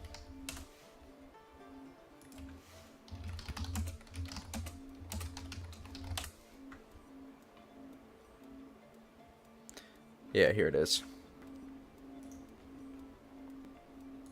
I'll share it in the chat if you're curious.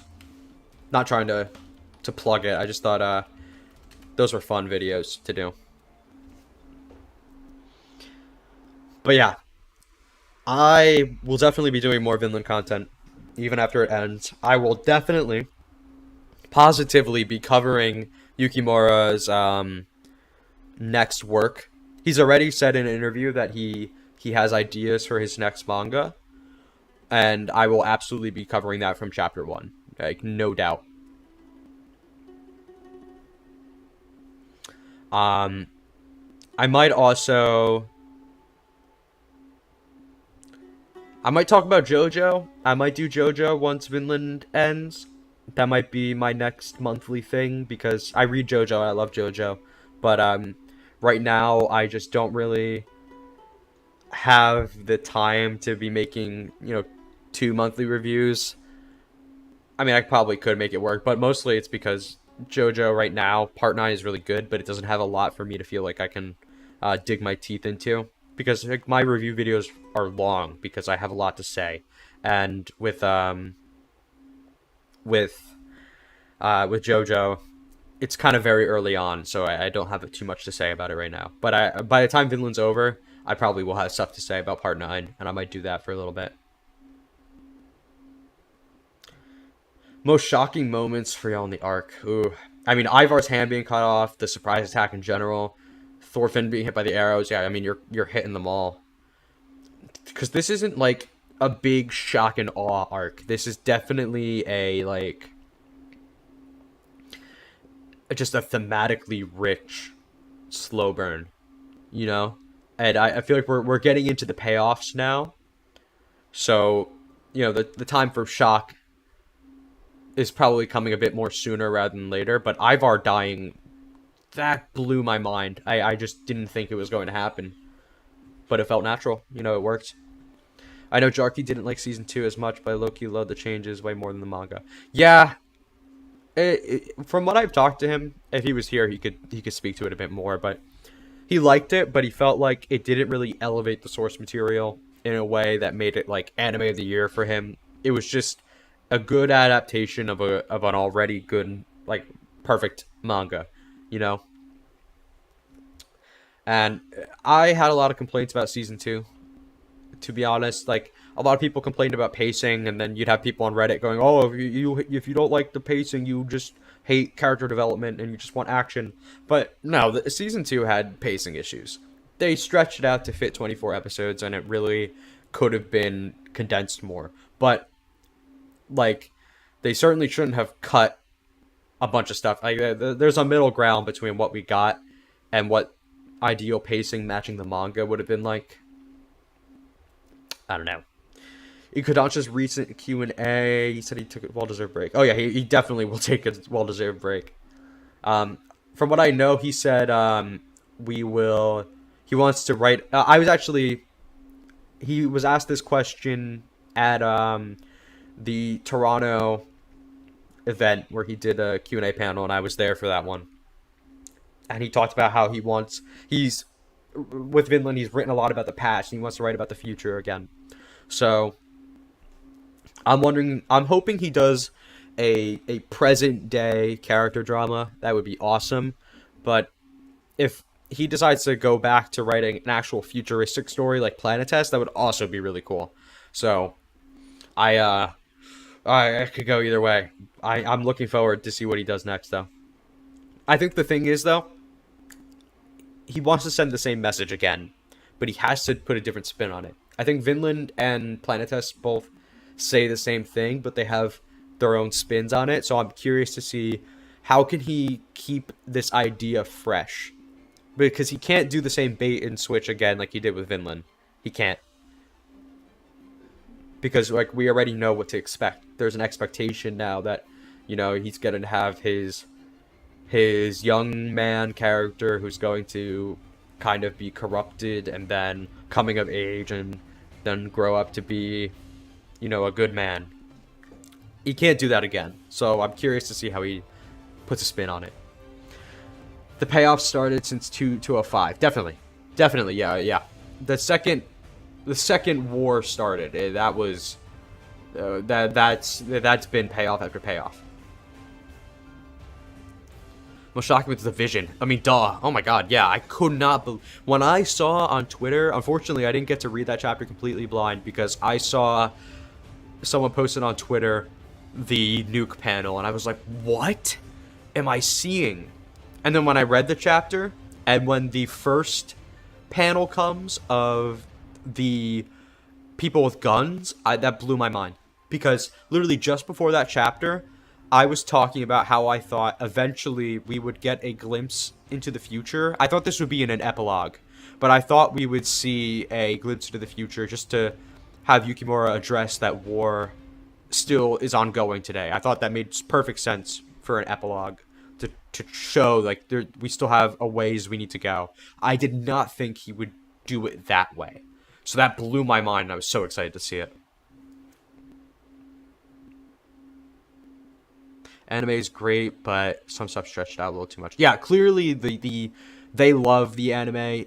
Everybody working on it loves the story. So I don't want that to change. Oh, you got to see the... Whoa. Wait, when did we see the Q&A for the Kodansha house? I didn't know that was posted. Because I asked about a female lead.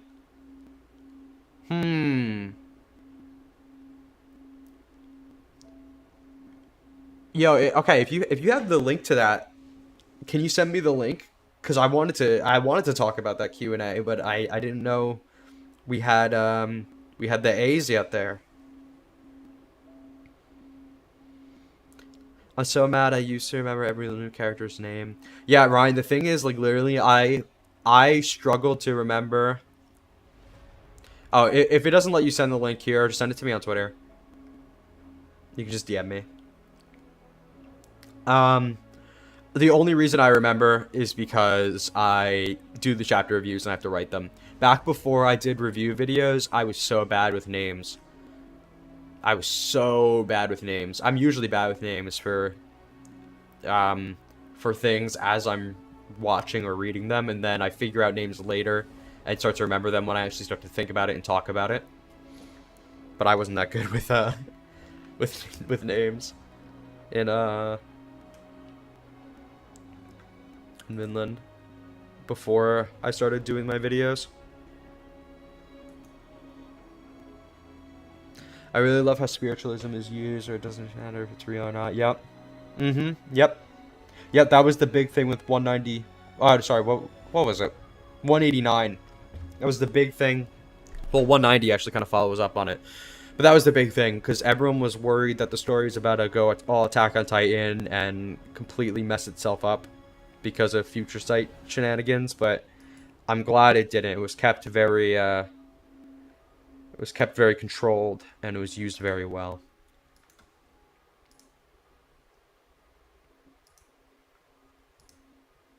Alright. I saw you sent the links. Let me pull that up. Here you go, attempt 2. Thank you. Oh, somebody covered it. Oh, I see. Okay.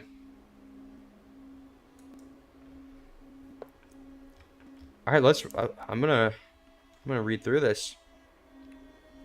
Q&A is moderated by Joe something, librarian at the New York Public Library. That's awesome. Seminole Gateway War. That rocks. Moderator Haruko edited Vinland during the middle parts. Cool. Incredible place. Okay. First encounter with manga professionally when he was 20. He met his manga mentor. When he saw him at work, he was amazed how fast they work behind the scenes. I'm glad he does monthly manga. People complain about pacing, but I don't care. I think the manga's paced very well. I don't care about page counts as long as the pacing's good, and the pacing's good. I should probably keep, we should probably... Hold on. I have to make sure I have the chat up.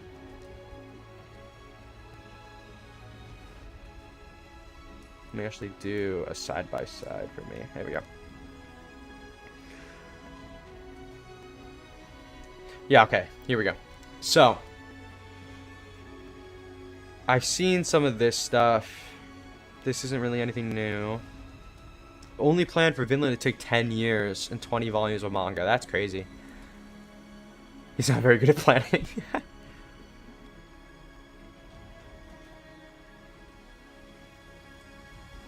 Thinks about Vinland Saga all the time. Same dude.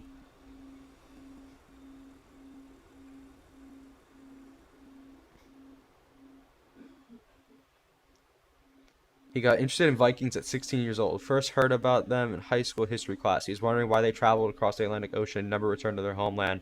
Oh, that's cool. I think that was an answer to one of the questions I asked him, because I asked him why did he pick Thorfinn specifically. He may not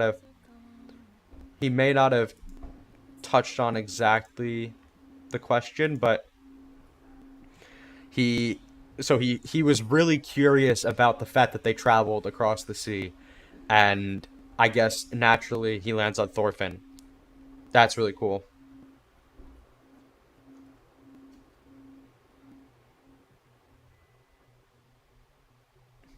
It travels, that's cool.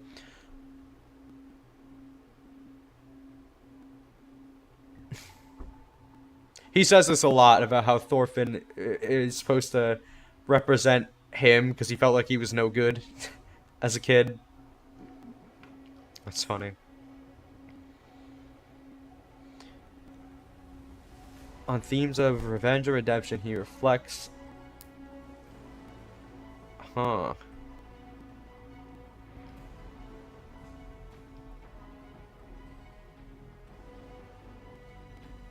Sorry, I'm just reading this. He reflects on how when someone makes you angry, you want to get back at them. Those feelings, the motivation behind the violence that exists by exploring those themes. Yeah, I like how revenge was a key part of the prologue, and then it kind of grew. It's kind of being shown at a different scale with the current arc, with this collective desire for revenge. It's very good. Very good. What's the worst chapter of Vinland Saga, Lidari? It is the Ymir chapter. When Balder almost kills himself. Well, no, I'm just kidding. That's not the worst one. I literally tried to think about this because Jarky Bacon wanted to do his hot takes thing. But I genuinely can't think of a bad chapter. What do you guys think? What's the worst chapter of Vinland? While I read this.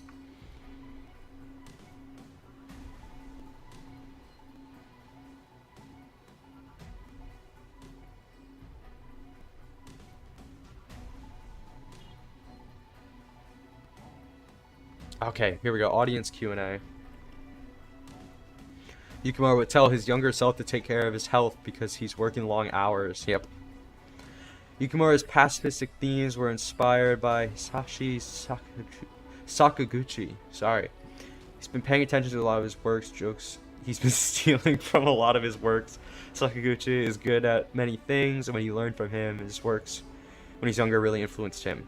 Yukimura owes the gorgeous backgrounds of the manga to his staff. They do a great job doing lush backgrounds that he'd do a poor job of on his own.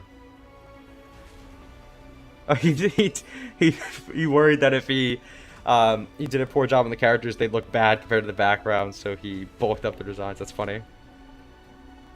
We do need another Dogland chapter. That's so true. Yukimura admits he's not great at drawing female characters. It takes him 3 times longer than the dudes. Oh my god. But everything he draws is really hard or is a struggle, so you can't say there's anything he really enjoys drawing. So I guess that was my answer to my question. I was hoping he'd give some thoughts a little bit more on a female protagonist. I'd like to see him try that. I feel like that'd be a really good way to differentiate his next work from Vinland and Planet Test, because both Vinland and Planet Test are Hachimaki and Thorfinn have a very similar trajectory, and I think them being both, you know, young men kind of lends to that.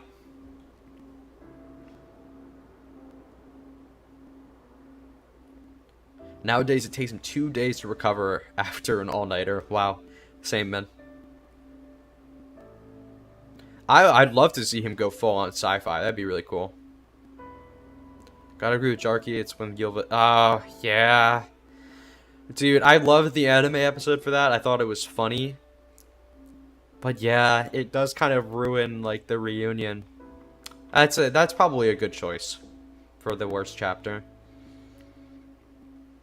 Like, I get what he was going for, but yeah, I totally see why that would be the worst.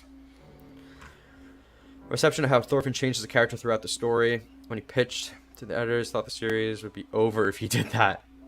That's so good, yep. Most series would be, and that's why Vinland's peak. So he went ahead and took his time with it. People came to accept it. He's so determined to go in a pacifistic direction, which is outrageous direction for a piece of entertainment. He feels grateful that people resonate with this idea to grow up. He's become compassionate, and thanks to readers for resonating. That's sweet. Whoa, that was it for the Q&A. Wow. Can't believe that was it. Damn.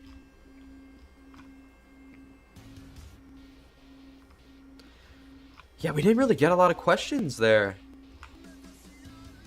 I'm surprised that, I wonder if this was him answering my question or not, or if it was just, like, about female characters. I don't know. I'd hope to see him try a female protagonist one day, though. That was cool. Thank you for sending me the link to that. I'm surprised that didn't come up in my feed myself. I mean, I've been so busy this weekend because I went to a wedding, so I was barely checking my my feeds. That was awesome, though. I'm really hoping to get to another Q&A panel with him, because I've been to one and I didn't get to ask a question. And I mean, you know me, with the way I do these videos, I could ask some really good questions. And the questions some people asked when I was in Toronto really disappointed me. When I heard somebody ask him about the Greece arc, about Constantinople, and he gave the same answer he always gives, I was like, why are we asking him the same questions that he answers all the time? Can we ask him something new? I think the funniest thing about that that Toronto panel, though, was when somebody mentioned to him that it wasn't even a question. They were just like, they just kind of told him about it to see how he feels. But they mentioned to him that he's part of, that Vinland's part of the big three of seinen along Berserk and Vagabond. And apparently Yukimura had not heard of this, because I mean, it's kind of a Western conception, the seinen big three. But he was like shocked to hear that, and he was so honored to hear that people put him in the same breath as Miura and Inoue.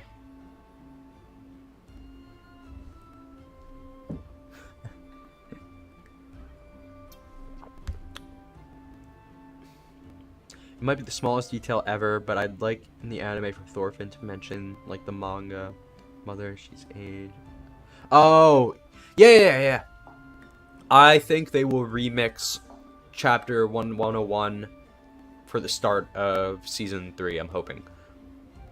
Because there's some cute character moments that we skip, which sucks. I think season 3 is going to open with Gudrid. The way chapter 101 opens with Gudrid, child Gudrid on the boat. I think she's definitely the opener, but I definitely want to see quite a few of those character moments that we kind of skipped over. I get why the anime skipped over it, though. It makes for a better finale to the season. Not a chapter, but after reading the manga, I realized that one episode of baby Thorfinn learning to survive and killing a wolf Wasn't necessary. Yeah, yeah, dude. I remember I watched season 1 first, and then read the manga. I watched season 1, then read Farmland, and then caught up. And then I went back to read the prologue, and I was shocked that that whole young Thorfinn sequence between Thor's death and the mother and daughter at the English village, that was all made up for the anime. I was so surprised because it when you first watch, it kind of fits in really well if you don't know the story already, but then you go back and you realize like the manga flows perfectly fine without it. That was surprising to me, realizing what was filler. And it's hardly filler, you know. They just it's anime canon to me. I think a lot of the filler stuff the anime does is stuff that could very feasibly have happened between the events of the manga, you know? So I don't mind. Mirror behind the cam, mirror IRL, true. Yeah, I know. My YouTube voice and personality, I mean, that's pretty me. But I have a presentation voice that I've honed for quite a while. Because in high school, like obviously I did presentations for classes, but I also I did teaching for martial arts, so I have like kind of a teacher voice, a bit of a lecturer kind of voice. So the way I present things, and I consider the way I do YouTube, it's a lot like presenting to me. The way I do it, it's so ingrained that I kind of have to talk this way.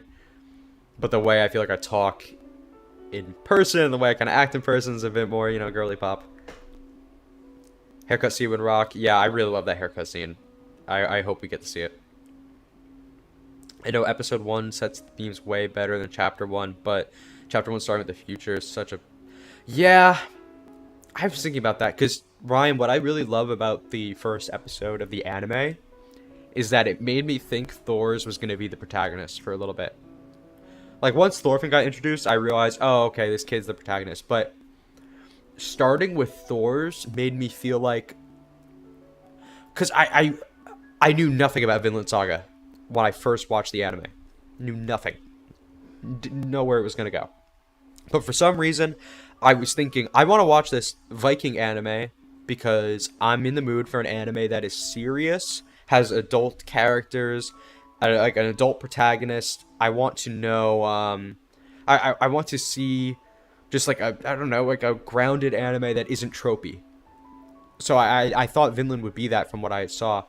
So when I see Thor's and he's like, he's killing people and he clearly hates it, and then he throws the sword and swims away, I thought, oh my god, this is going to be the best. Like, it's an adult protagonist, a former warrior who hates war. And then I realized Thorfinn's the protagonist. I'm like, oh, okay, I don't know. But when you start with Thor's like that, if you're someone like me who's excited for the idea of a character like Thor's, it's essentially a promise for what Vinland Saga ultimately becomes. So I was never annoyed by Thorfinn's change in character, or even surprised, because I always felt like the story promised it was going to go there. And I was just waiting to see Thorfinn redeem himself. Oh, sorry, I skipped this one. Gudrid for the opener, and then we jump into the comedy scene for Thorfinn's haircut and combo about marriage. Yep. True. Because Gudrid being introduced and the combo about marriage all lines up, and then she's forced into her marriage. I think Gudrid's wedding with Sigurd will actually be really peak. Going through that scene again, like, oh, it is so good.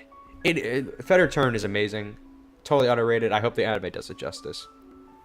Honestly, I'm starting to worry that season 3 won't happen, but my fingers are crossed every day.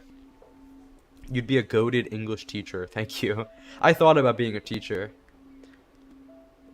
It might surprise you to know that I didn't do too well in English. I wasn't bad at it. I just didn't care. I mean, you would think like literary analysis would have been like my total MO in school, but It wasn't really my thing. It wasn't until college where I took like philosophy classes that I got a little bit more into it. But honestly, I think Vinland Saga did wonders for my like literary analysis capabilities. I think it like made me into a much better media consumer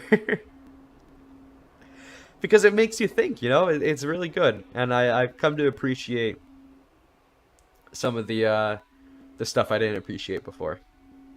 But I thought about being a math teacher because I was pretty good at math in I was pretty good at math in college. I did very well in calculus, but I like when I helped people learn, I realized I was pretty good at it because I was also a teacher for martial arts, so it kind of carried over a little bit. But I didn't ultimately want to be a teacher, though I could maybe like far future, maybe that could be a direction. Who knows? You were a teacher for martial arts, so you could fight like Thorfinn. I have a very, I have a very interesting relationship with martial arts. Vinland Saga is kind of progressing in martial arts and getting like, you know, to the higher levels of martial arts kind of brought me to very similar conclusions of, well, Vinland kind of, I guess, I associate with it a lot because martial arts to me is very much the art and not wanting to use it. So yeah, I can fight like Baltic Thorfinn. True. I thought season 3 was confirmed. No, it wasn't confirmed. The like production team essentially were saying and teasing, we want to do it, we want to continue, but we don't know if it's been greenlit or not. That's so real. Starting with Thor's makes the audience beg for Thorfinn to remember his teachings a lot more. Yep, that's how I felt, Ryan. But I do love how the manga opens either way. Different Reality says, hey, what's happening in the manga currently? I stopped reading in February.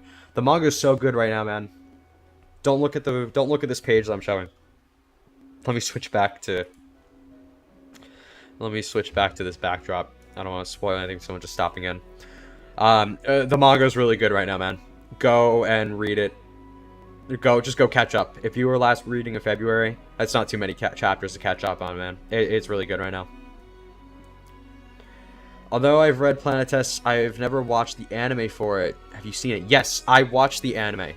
I like the anime, but the anime is actually really, really indicative of, I think, Yukimura's problem with how people took Planet Test. Because the anime changes a lot of things to try to... I mean, the Planet Test needed some changes to be adapted because Planet Test is very episodic to the point where there's kind of no plot. There's no through line. There's a lot of disconnected chapters. It's only like later in the series where they start having arcs with through lines, especially like Fee's arc, which is like one of my favorites. But the early chapters of Planet Test are really rough, and the anime kind of tries to to streamline it a bit more, but it also adds so much and changes so much, it's unrecognizable. Planet Test, the anime, feels completely different from Planet Test, the manga. Completely different tone, completely different messaging. It's nothing like it. But it is cool to see early Yukimura character designs in motion. I think that's the coolest part about it for me. I heard the Crunchyroll dub VA for Thorfinn ended up being a horrible person. Fake Vinlander. Oh, yeah, I didn't hear much. I've always just accepted Alex Lee as my dub Thorfinn. I never paid much attention to the Crunchyroll dub because my friend Lady V Gray, she did a dub comparison between Netflix and Crunchyroll, and the Netflix dub is just better to me. I feel like there's nobody on the Crunchyroll dub. They're not bad. I just didn't really care for their choices for how the characters sound. I need to rewatch Planet Test. Love Trigun is past physics sci-fi, so Planet Test is similar. So similar, Planet Ryan. Temper your expectations, because Planet Test, it has a very similar tone to Eastern Expedition. It can be serious at a good amount of times, you know, but it is way more lighthearted. It is not dark like Vinland Saga. Planet Test is a bit more. It's a bit more silly. I haven't watched Trigun yet. It's on my radar because I know it has a lot of overlap thematically with Vinland. But I'd say read Planet Test for sure. Don't watch it. I'd say read it first, then watch it, because I think the anime is fun, but you'll pretty much immediately see why it's a different work. I generally just prefer the Netflix dub. Alex Lee was the GOAT for making sure that I have no enemies line stayed in. True, yeah. Alex Lee is just really in tune with what people want to know and want to hear. He's like a fan first, and I'm glad he's our Thorfinn. And Thorfinn having the same voice as Luke Street Fighter 6 is very funny to me. every time I hear "Peace Mode, baby," I just think of Thorfinn saying it. I think it's hilarious. I'm actually not. I did see the No Enemies clip, but I haven't finished the season 2 dub yet. I'm watching it with my girlfriend because I'm trying to get her to finish Vinland and catch up to the manga, which it's difficult to get her to watch. But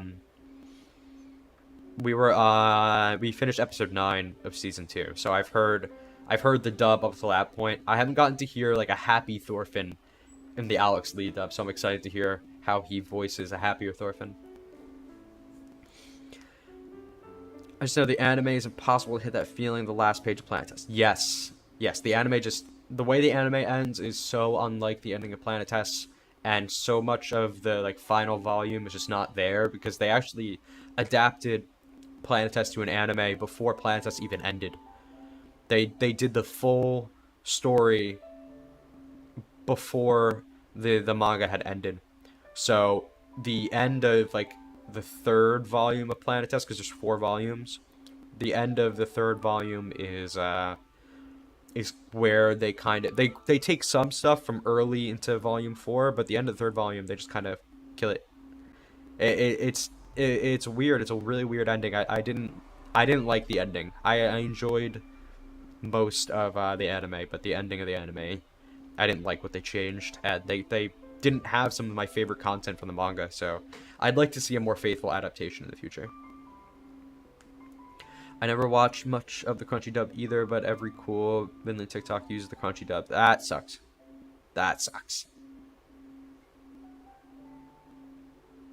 Talking about the final page of Planet Test like it's the second coming of Christ. It's good. It's really good. It's really good. It's one of my favorites. It's not mind-blowing. I don't mean to hype up expectations too much. It's a very good final page, and it makes me very hopeful that Yukimura will give us a really, really meaningful final page for Vinland. Need more Vinland edits. Yeah, I tried to do some Vinland editing. I just don't do that. I don't really get into that TikTok kind of editing style. I did one AMV because I thought the Volition track put alongside Thorfinn's just entire character arc for the first 2 seasons is really good. But like those hype edits, I just felt they never really fit the feel of Vinland to me. Vinland to me is quiet, it's subdued, it's thoughtful. And most edits kind of try to hammer just down on the cool factor. And Thorfinn's a cool character. He does a lot of cool things, but that's not really where my mind's at for Vinland. But season 3 is going to give so much cool factor to edit around. So hopefully season 3, they give us the animation budget we deserve. The $1 million question, where's the Vinland merch? Yes, that somebody should have asked that at the Q&A panel. I'm disappointed that wasn't in there. Like, Gudrun and Hilde figure have to happen. They have to.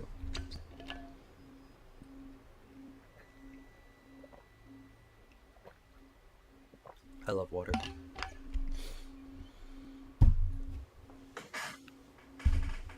I agree. I like the edits that are more calm. Yeah. When season 2 started, a lot of the edits were kind of still in season 1 mode. But I felt like around halfway through season 2, there was, I think, for editors, it kind of clicked what the appeal is now. and we started getting some really good edits that fit the tone better. But then, you know, no enemies became a meme, and we're kind of back to square one, unfortunately. It's so funny, with no enemies becoming a meme, people love to say no enemies in situations where it doesn't work. Or where they're missing the point. There's a really funny story I have, I talked to someone on Reddit, where they said, they said something very confrontational and aggressive, like, clearly, like, being aggressive towards me, and then I responded, like, just in a chill way, kind of trying to diffuse it, and then they responded in tone, and like, the same way, just like, oh, yeah, true, no enemies. I'm like, if you meant no enemies means you act this way before somebody de-escalates, not that you escalate it, get de-escalated, and say, oh, no enemies. That's why I don't like it being a meme, man. People don't get it. People don't get it. Most anticipated moment for season 3, Thorfinn versus Hilde. Yeah, I mean, yeah, you hit the two. Thorfinn snapping that sword is gonna be so good, and Hilde's entire flashback. Oh my god, her telling Thorfinn, like, I'm the hunter, you're the hunted. Come on, that's gonna be peak. If they get they have to get the right voice actor for Hilde, but if they give her someone good, I'm hoping for Hanji's voice actor. That's what I'd really like. I think the Hanji voice actor would do a really good job.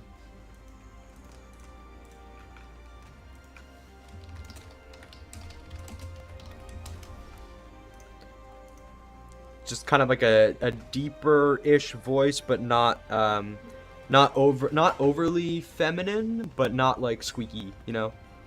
Hi, Aiko. It's not Aiko. Whatever. I forget. We talked about how to pronounce Aiko, and I remember it's not Aiko. I failed. Didn't we talk about the pronunciation and I was wrong?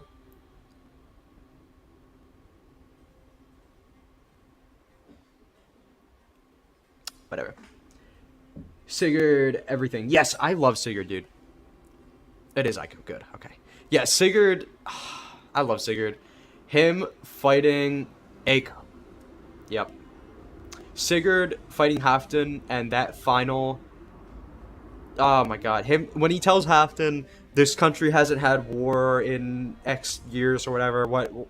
What could be better? It's so good, man. I love Sigurd to death. He's probably one of, like, top 3 favorite character. I love him. It's annoying to see them completely misinterpret that saying, but it's also kind of funny when they spam, I have no enemies.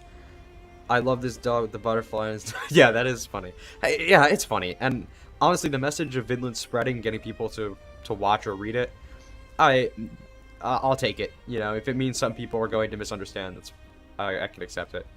Bakugo for Garm. I forget who said it. Somebody said the voice actor for Light Yagami in Death Note with his crazy laugh. That would be really funny for Garm. That would be really funny for Garm. But a Bakugo isn't a bad idea either. Sigurd's my fave along with Hilde and Thorfinn. Yeah. Einar's really coming up there for me now with the current arc. I think he's so good in the current arc. I'm so excited for Sigurd. He's one of the things I really look forward to season 3. Yes! Sigurd is so good. He's such a fun arc. I love to death how he wants to be edgy so bad and his friends just won't let him. I love how he's actually surprisingly capable, you know? I love how he always just gets the story out of the stick, because his friends say it best. Like, everything's always going wrong for you, Siggy. That's why we love you. Like, come on. Sigurd's the best, dude. I love him. Aaron Spook is the dude who dubs Senku Dr. Stone. I haven't watched or read Dr. Stone. I've wanted to check it out. Kind of. It's been on the radar, but I haven't really been too drawn into it from what I've seen. Einar has potential, but him being barely existent in season 3 hurt. Yeah, yeah, he clearly just his character arc just has to pause for season 3. His character arc relies on, you know, he has every reason to agree with Thorfinn until the time comes where war kind of shatters the dream of what Vinland was. And like now he's able to progress again and be in line with his concerns from the farm arc. But yeah, he just kind of had to pause in Baltic, unfortunately. But he had some really good moments, especially him and Thorfinn talking in the Faroe Islands, where when he tells Thorfinn, like, remember, no matter what, I'll always understand you. I'm going to that chapter. Watch me guess it. It's chapter 110. Dude, did I get it right? I did! Come on! I'm so good at Vinland Saga. I'm like a professional Vinland Saga-er. I can't believe I guessed that. This was the last... This and when he gets mad at Thorfinn for trying to sacrifice himself to Hilde. Those were the last really good Einar moments, then he kind of goes on a pause. Einar and Thorfinn's relationship right now feels off. Final look Einar gave him before returning back to back. Yep.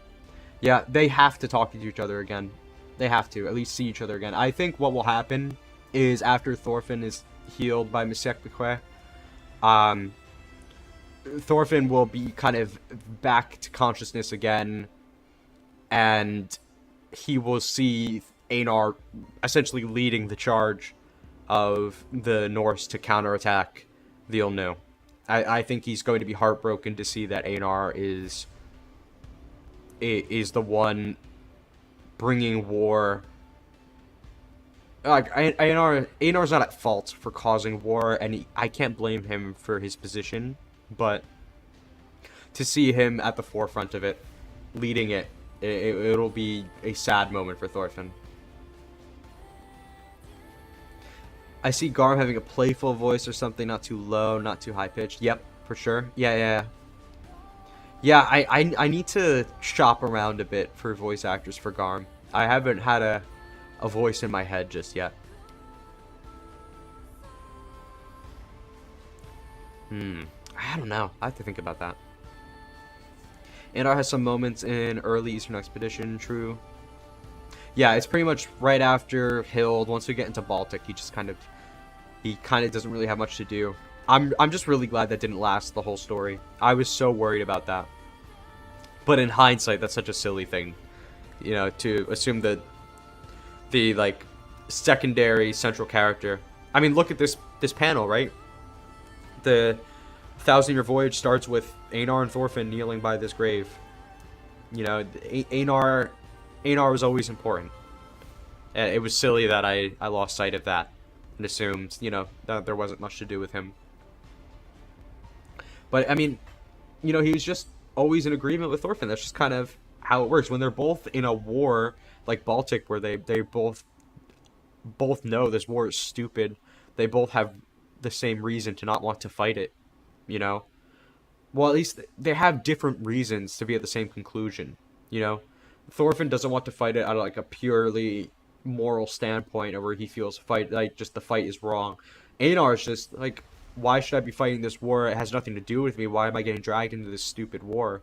But now Einar is directly emotionally connected to this war, and he would have to lose something to run away from it, and he just can't make that choice the same way Thorfinn does.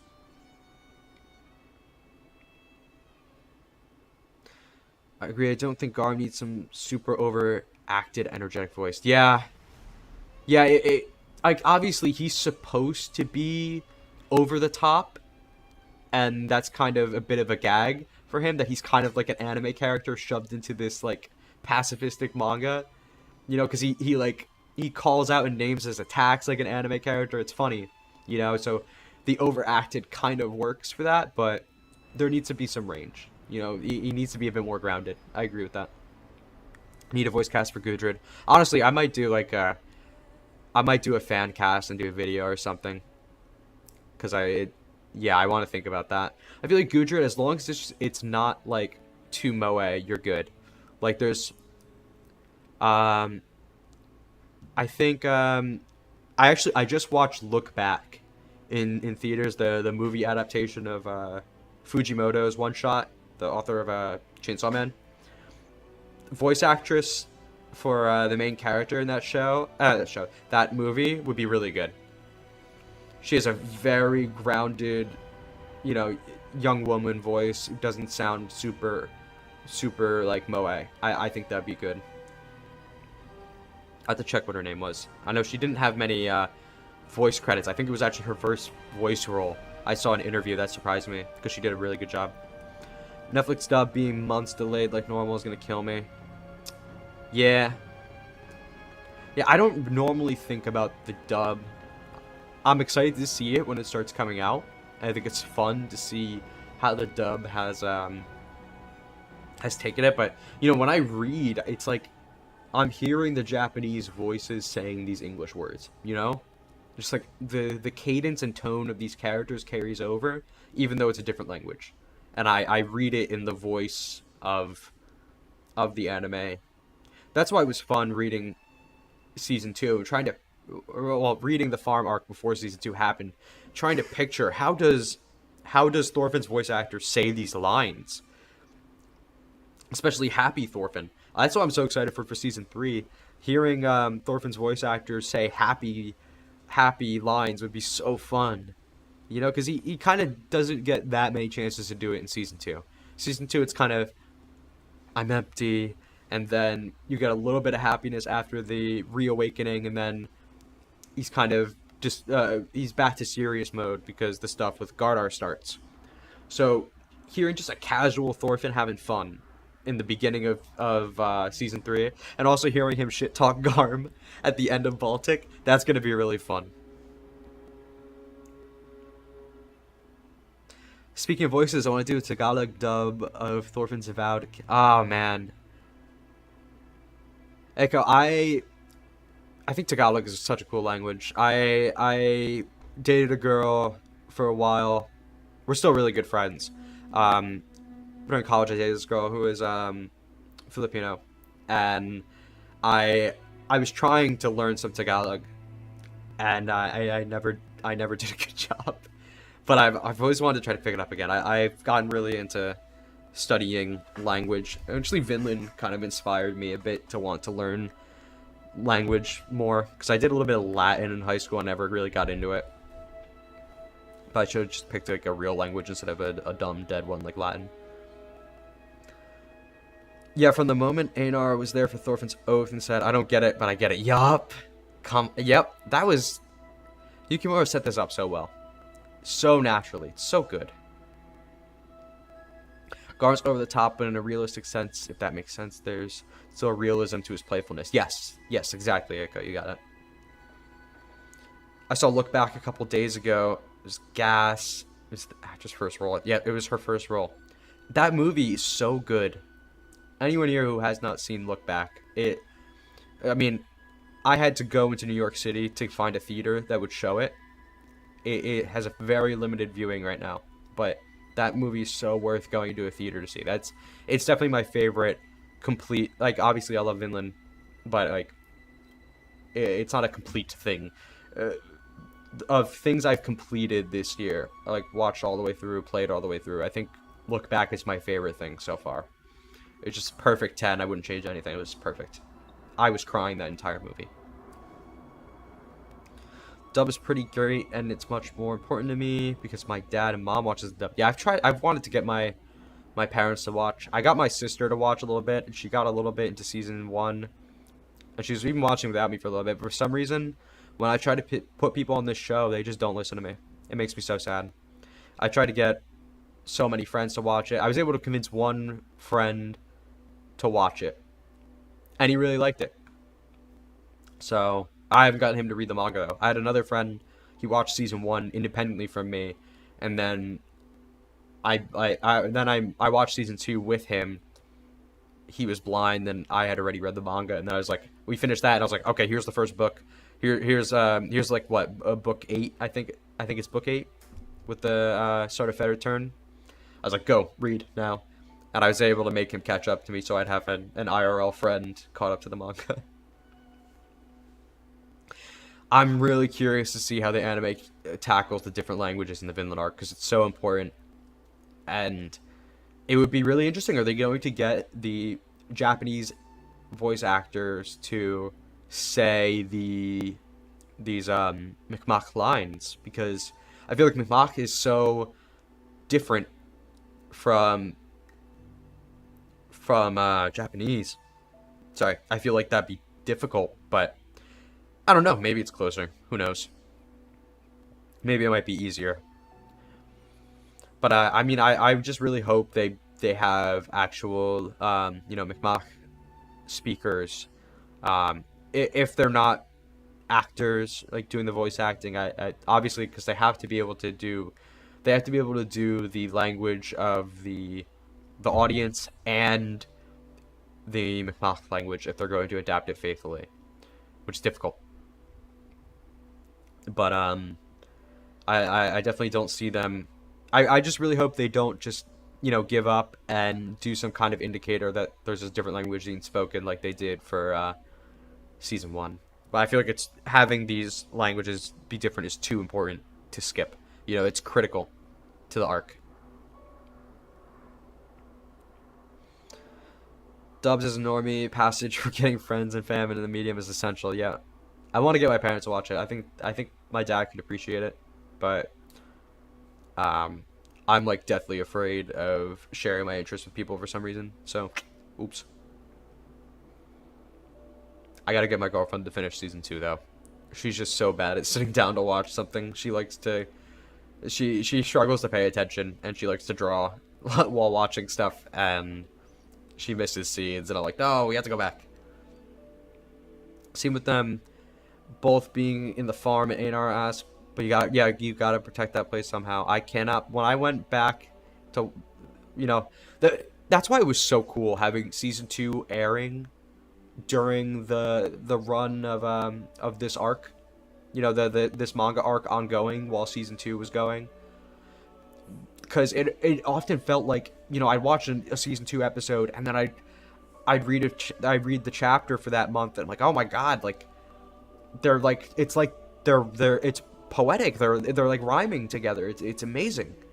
Oh my god. And I'm sure it's the same for Yukimura too, because I feel like a lot of how he was writing was almost directly reflective of what was ongoing in the season. I feel like it's like he's thinking about it because of season 2. Obviously, I mean, it was always going this way, but like when they brought up the when Thorfinn brings up the thing from Sverkel about too much wealth brings disaster, that was like around when the season 2 episode 6 happened. So good.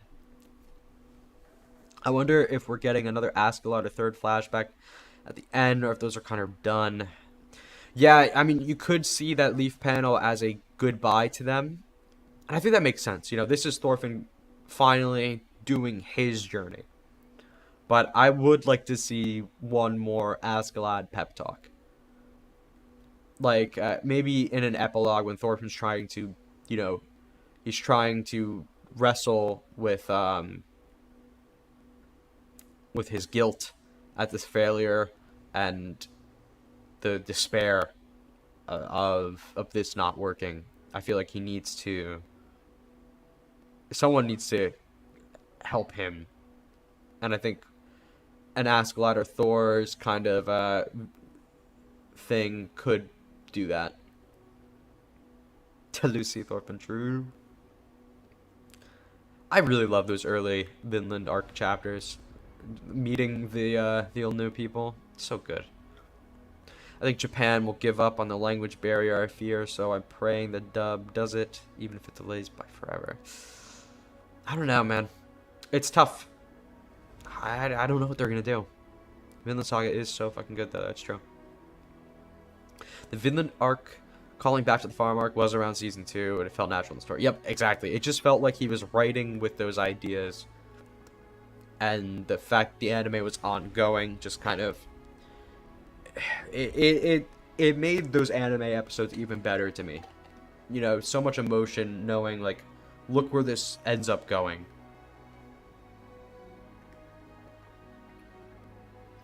That's why this arc is so good. It is truly a sequel to it's a true sequel to the farm arc. It's brilliant.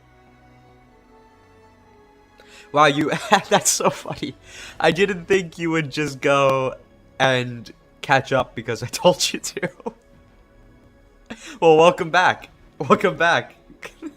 That's so funny. Was it like an hour ago I said go catch up and you just read and now you're back? Yeah, I wish there were more. I wish there was more. But I think the monthly wait is so good. I think the pacing right now is really good. I wouldn't get caught up in the fact that, you know, you have to wait. To me, the wait, I'm just, my life is going on in the background, you know. I continue on with what I got to do day to day, and then every month I get another iteration on my favorite story, and then I get to talk about it for a whole month. You know, it's a good existence. I always have something to look forward to. I like it a lot. I didn't expect Einar's character to go further. Yukimura nailed it. Yeah, I saw quite a few people, people I like talked to on Reddit and stuff, in the like chapter threads, who were saying like, oh man, like Yukimura is not gonna commit to this. Einar's just going to say, okay, Thorfinn. And I was like, no, it's happening. Look what he's saying. Look, he's not. Look, he's very distraught. You know, this is like Einar, because it was when Thorfinn said he was gonna leave, and Einar's like, no, I don't want to, and Thorfinn's like, we have to, and then Einar kind of collapses. Somebody said to me like, oh, Einar gave up. I'm like, no, Yukimura's literally doing it. Yukimura's doing it. Relax. People, I think Baltic made people lose faith, but I never lost faith. I was a little worried about Einar, but I didn't lose faith as a whole for the whole story. Ever. Because like the early Vinland arc chapters are like my favorite in the whole manga. I feel like Einar doesn't truly want to fight, but he feels the need to. Yep, absolutely. I do chapter reviews for every chapter, man. So make sure to watch those reviews. If you don't watch the past ones, make sure to watch the next one. Because where we see Einar going is he's fighting because he feels like he has to. He feels like he has no other choice, and that's why everyone feels. You know, they're all thinking like, oh, I hate this war. This war is a terrible thing, but we can't just give up. We can't just lose our we can't just give up our home and lose our home. You know, why should I have to lose? It's really good. And Einar, I think he's ultimately going to come to a point where he's going to take a life, I think. I just don't know quite yet how it's going to happen. But Yukimura is obviously playing around with that idea.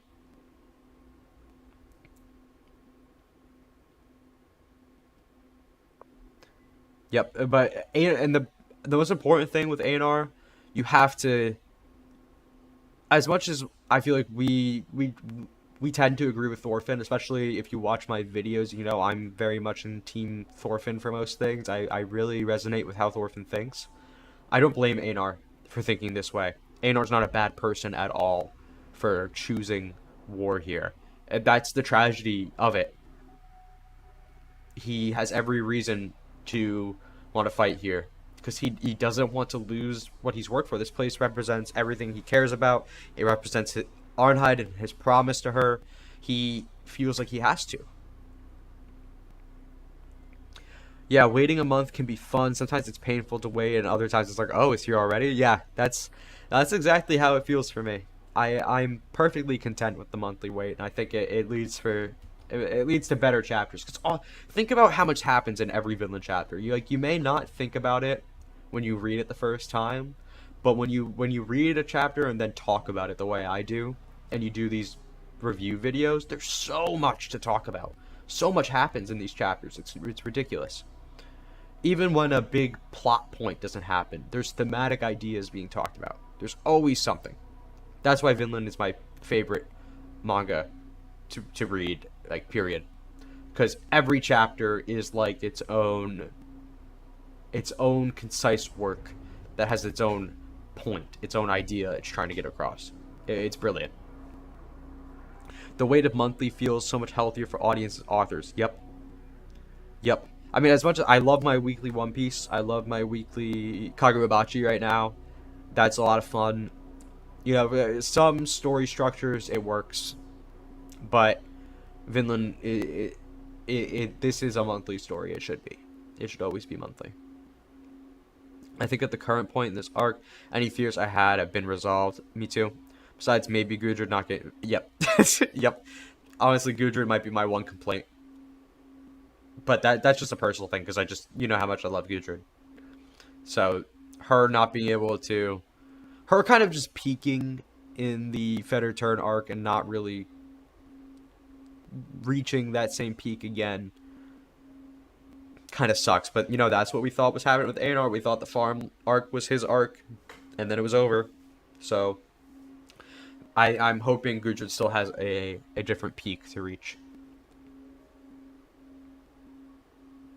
I already imagine Sturk's VA screaming those lines. Oh my god. Dude, I was crying reading that. I was crying doing the chapter review. Like, there's some times where I try to do a little bit of voice acting-ish. Like, I'm not trying to voice the chapter, but I'm trying to, you know, talk. I try to read the lines in a bit of a cadence that makes sense for how the characters would read it. And sometimes I will inject a little bit of, you know, emotion into it. But when I was reading Sturk stuff, I was genuinely tearing up. Like, I was actually tearing up. Honestly, long manga feel like some of the coolest stories to read because like with Vinland, because the stories take so long to create but have such a clear vision, it is beautiful to consume. Yes, I love the long form of Vinland.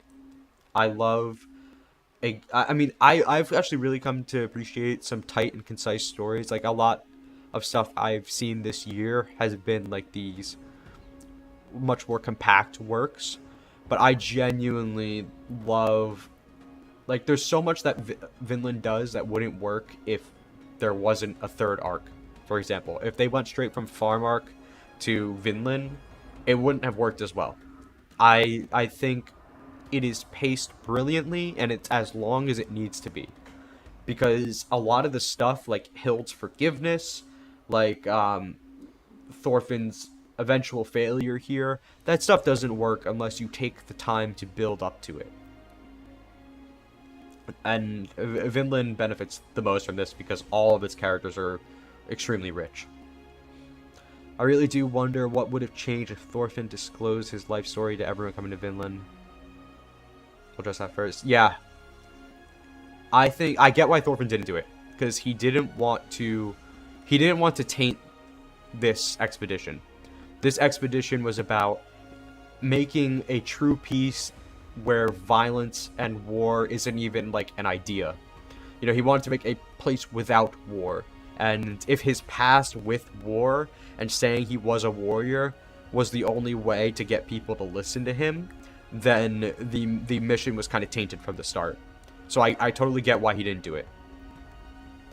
But it potentially could have kept people in line, or it may have made someone like Ivar try to challenge him, and then Thorfinn suddenly has to get violent with somebody from his own group, which would have been even worse. And yeah, I read Kagurabachi. I read chapter 1 the moment it dropped for the bit, and then I just kept reading it, and it's unironically good. I think Kagurabachi's great. It's not a deep and complex story, but it is the best weekly read I think I've ever had. Better than One Piece, that's for sure. One Piece has been very good weekly, but it's not like One Piece just has some lows. It just has some kind of stinker chapters. And sometimes it's needed for the pacing, but sometimes it's clearly like the weekly format is making it suffer. But Kagurabachi, for some reason, like, the story is not complex, the characters aren't that complex yet, but it's very cinematic. Every chapter has some kind of visually stunning moment, and it never gets old. It feels like watching a movie to me. The Kagurabachi's great, and I'm hoping that now that it's getting really popular, that the author will feel like he can put more into this, you know. And I think he said it in an interview. He said like he's really happy with the success, and now he feels like he needs to do even better. So I hope he just keeps going and he doesn't burn out. Your narration, acting, and script writers in those reviews is genuinely phenomenal. Thank you. Yeah, no, I don't like to do a tight script. I take notes and then I loosely follow them in the video when I record. But there are some times where I write a line so good I have to just read it, because I'm like, the way I phrase something is just so good. And yeah, like with this Ivar moment, I felt like I had to voice it. You know, I felt like I had to. There's some times where I feel like it makes more sense to just summarize what a character is saying as part of my narration. But there's other times where the character's words are just so impactful and important that I have to try to embody them a bit more. Yeah, I need to reread Vinland Saga. It made me cry multiple times because the perfect pacing is amazing. Yeah, I love crying. I think crying while reading and watching something is awesome. If something can make me cry, usually that means I liked it a lot. And I cried a lot for Vinland. I think Berserk is paced a little bit slower after Conviction, but it's still my favorite. I love Berserk. I truly love Berserk. The pacing is rough.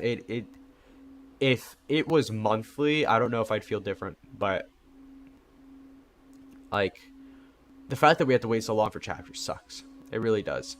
And I feel like Berserk has a lot of chapters that feel like weekly progression, because a weekly progression pacing, like, you know, stuff just kind of continues and stops. You get like a chunk of something happening rather than a concise standalone iteration, right? And Berserk, to me, there's some chapters that are just so good, and that you can live off that chapter for months. And then there's other times where I get a chapter, I'm like, oh, I just want more.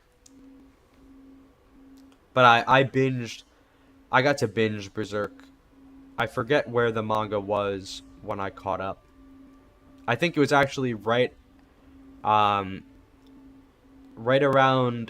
the climax of Elfheim, before the moon baby stuff, the moonlight child, before that happened, that whole incident. That's when I caught up. At the same time, Thorfinn preaches about communication being important. I get why he didn't want it at first, but after Ivar cuts off Mystek's hand, he should communicate more to the settlers. Yeah, I mean, it's about his past, yeah. I mean, because he really wanted to genuinely convince them, because he knew if he pressures people into the threat of listening to him, it won't be as successful. They need to he needs to be convincing. He says this, actually, hold on. Let me go to the chapter. Oh, I'm going to guess that it is 193. It's later. I was wrong. It is around here, though.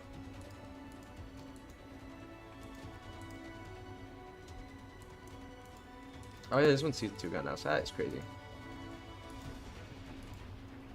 Because he says, I don't want to dictate the policy of our village based on my own opinions. Yeah, he wants to be actually convincing. I agree with Sturk. I think this is a good opportunity. I want to take this opportunity to talk to the settlers about war and peace. So he wants to like genuinely convince them, you know? But Yeah, no, it's difficult. It's difficult to say if that would have been better. I get that he didn't want to taint his completely like war-free society approach. Man, the art in these chapters was rough. Look at these background characters. This was when Yukimura was talking about how he was really having difficulties, and these chapters had some really good writing, but some of the background characters were really, really rough. I think next chapter was even worse.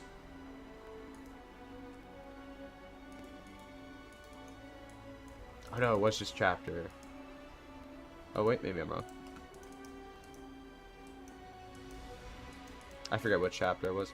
There was one that had some rough character. I talked about it in the review. I won't go into it. Same here. Chapter 1, Kagurabachi Warrior. Force myself to stop looking at the leaks. I hate leaks. I don't look at leaks at all. I wait for the official release for that one. And for One Piece, I pretty much, I mean, everybody's kind of accepted that TCB scans is the release, unfortunately. If you want to be online and not be spoiling One Piece, that's the only way you can do it, sadly. I've tried. But luckily, Kagurabachi, I remember the JJK guy wanted to leak Kagurabachi next, and everyone was like, no! Go away! And then he did, then he stopped. I thought that was really funny. Berserk wait times are the only absolutely 100% negative to it. Yeah. I love Berserk. I really do, but... And what's interesting to me, too, is that they've said that, the chapters are done, and it's what, Young Animal, that's the manga? Not the manga, the magazine. The magazine publishers don't want to publish it for some reason. It's weird. I feel like they've accepted that people are acclimated to waiting for Berserk, and they know they can kind of milk it, unfortunately. That's how it feels to me. Vinland not having any prominent female characters in the prologue makes it hard for a lot of people to get into it, but also the sausage fest of awful violent masculinity is kind of the point. Yeah, 100%, Ryan. My girlfriend likes one of the shows of female characters. She likes to latch on to female characters, and I love female characters too. Yeah, season 1 and season 2 less so, but because we at least have Arnade there, but season 1 not having any definitely makes it difficult, and I feel like you don't really core female characters to latch onto until season 3. So getting her to get invested is difficult. But she liked Askeladd a lot. She thought Askeladd was, because Askeladd kind of has that, like, he has like that women's wrongs kind of appeal to him, despite being like this old balding guy. I don't know what it is. Kojimori is making the new chapters go faster, I think. Yeah, I think so. Last chapter was pretty good, so I'm hopeful. I have had no problem so far with Kojimori taking the helm. I thought the art in the first few chapters was rough, but we were also like on the boat in the fog, so that was kind of difficult. Like they kind of couldn't really do big detailed spreads, but the chapter of Casca in the castle, that was rough. There was some cool art there, but it feels like when they try to do scope, they lose a lot of detail, and that was like Miura's call sign. It was, you get these big, massive in scope spreads, but you could look and the detail is there in every single line, every stroke of the pen you can see, and it's beautiful. And the art for Kojimori's Berserk is really good, but it's just not as sharp so far. But I think as they get more comfortable, it'll continue to get better. The background characters remind me of early prologue. Yeah, definitely. It does feel kind of like a bit like early prologue for the background characters in these chapters. And like the background characters have always been less detailed than the than the central characters. It just, for some reason, these few chapters, it really stuck out to me. It really stuck out to me. It wasn't this chapter. I think it was the one where they were explaining the disease. Uh-oh, is Mangadex down? I think Mangadex might be down. Oh, I'm going to go back to this. I hope Mangadex isn't down. That would suck. But yeah, it was. I think it was when they were, the guy was explaining Markland, what happened in Markland. That's when the background characters looked really rough. I think. Does my girlfriend like Snake? I think she hasn't had time to like him yet. The last episode she watched with me was episode 9. So, you know, you get a little bit of Snake before that, which is good, but you don't really get sold on Snake, I think, until the latter half, in my opinion. I think I thought Snake was cool when I started reading, but I really got sold on him with the price for a meal scene, where he talks about how he's been, you know, mooching off the farm, and now he's kind of paying back for all the free meals by fighting. That was when I really came to like Snake, and then him telling Thorfinn and Einar his real name when they were leaving, that was perfect. I think that's when Snake is at his best. So we'll see if she likes him. Askeladd reminds me a lot of Robert Downey Jr. as Iron Man, or Lalo from Better Call Saul. Bad guys, egotistical guys, which is entertaining, can't help but love them. Yes, I totally agree with that aspect. I think where I lose the Lalo connection is that Lalo has no, and I think Tony Stark kind of has some of this. Lalo does not have that self-loathing.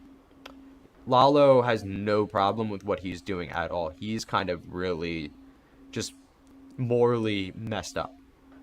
He's having a blast, and he's got, but in that entertaining way. Yes, you are right. The way of him just being so charismatic that you just can't help but be almost in awe of his insanity. You know?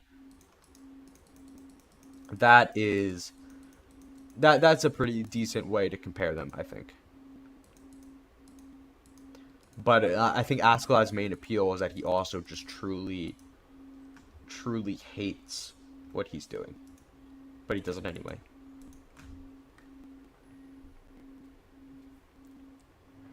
Better not be done forever. Mangadex is the best. True.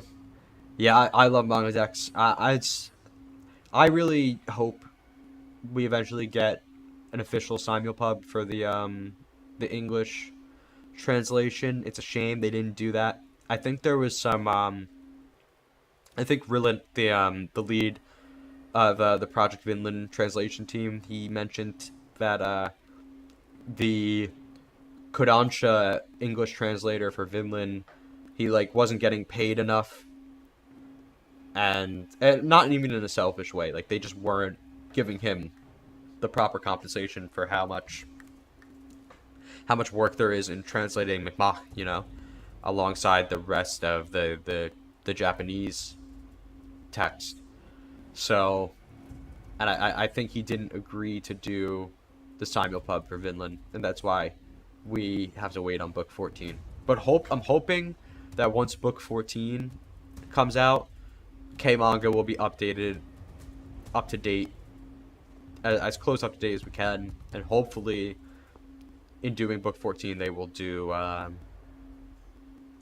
do the rest, and we'll get a simulpub, because I would not mind at all paying monthly to read these chapters so I can officially support. I wouldn't mind doing that at all. I only read fan scans because I have to when it comes to Vinland.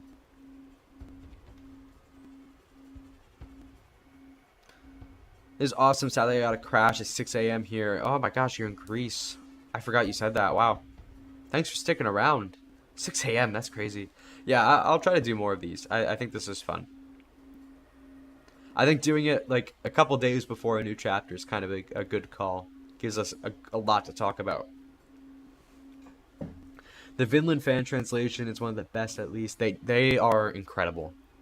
I've talked with a lot of them. I when I went to Amsterdam, and I was able to meet up with Rillant and Tiki. They both work on the translations, so it's cool. I'm like friends with the people translating my manga. That's awesome.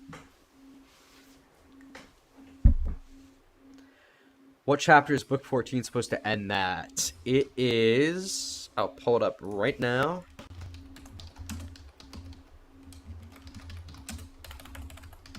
Vinland Saga chapters. So, book 14 will be volumes 27 and 28. So, chapter 209. So, yeah, Ivar's hand getting chopped off and Gauki getting the sword. It will be the end of book 14.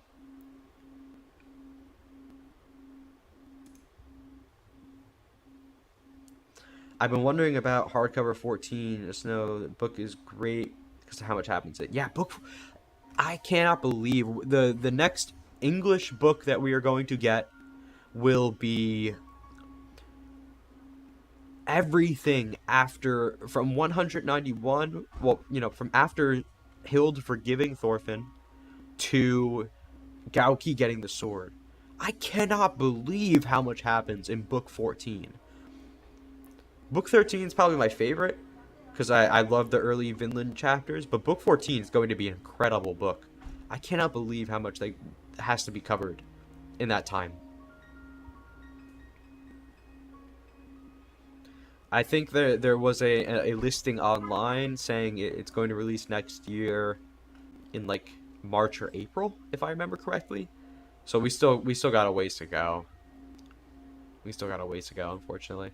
But I'm pretty excited to give this whole stretch of chapters a physical reread when that comes out. I bought the Japanese volumes because I'm like desperate to have any Vinland stuff to collect because there's so little to collect that I ended up just buying some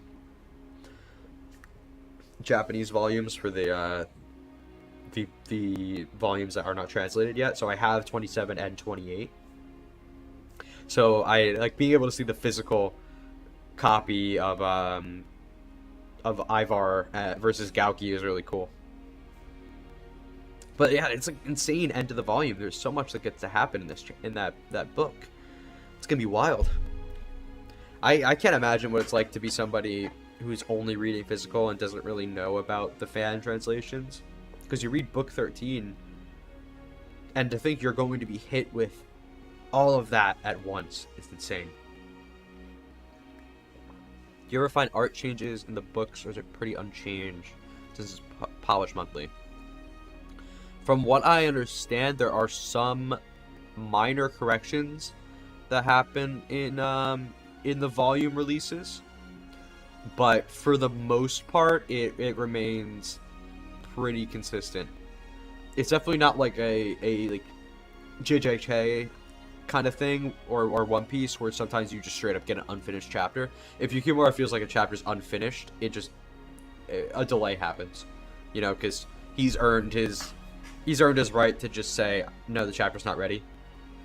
As much as I'm sure someone like Oda has earned the right to say no, a chapter's not ready, One Piece is so big that a delay completely, like a unplanned hiatus completely messes things up for like there's too much that relies on him to get these chapters done weekly. But I don't think One Piece would suddenly start failing if he started like being bi-weekly instead, for example. But One Piece is just so much more than the manga at this point, because you have the anime relying on him keeping up with this weekly pace. You have merch that gets made alongside chapters coming out, and both the anime and manga progressing. There's too much reliant on him being able to continuously pump these out. But yeah, for Vinland, it's mostly just mistakes being polished up, not like incomplete art. It's just a mistake that was made that wasn't realized until the chapter was published. Like there's one, let me go check my volume actually. Chapter 190, he accidentally draws Canute without a beard.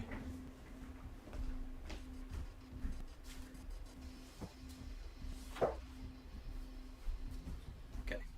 I have my book 13 right here. Chapter 190.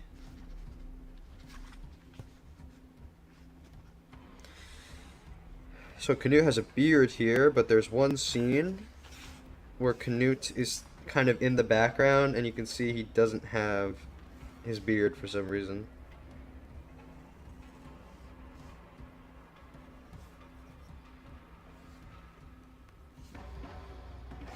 Where is it? Well, we can go to it in the, let me switch the stream back over to this. So, chapter 190. What's the page? So here, yeah, Canute has this beard. Yeah, over here. There it is. No beard. Let me see if it's fixed in my volume or not. Nope, it was not fixed in the volume. So who knows?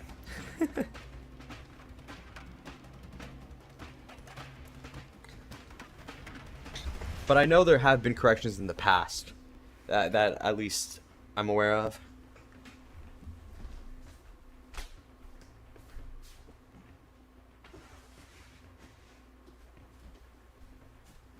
He has no eyes there. Yeah, no, yeah, it's definitely not supposed to be a detailed drawing. That's true.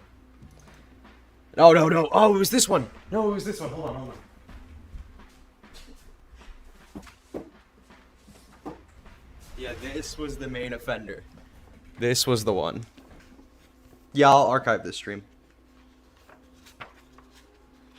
Let me go see. I put my book away just before realizing this. This page. Aha, this one was fixed in the volume release. Yep. His beard was drawn on for the volume. So yeah, that kind of thing gets fixed.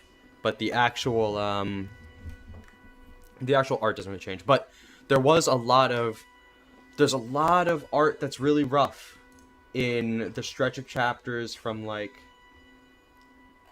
you know, like, I think, you know, this area right before 200. Like, our art kind of got a little odd. Or maybe right after 200. Basically, like, right before we got into the whole winter mini arc, basically. The art started getting really, really good again here. And I think this is because Yukimura had a clear vision for what he wanted to do.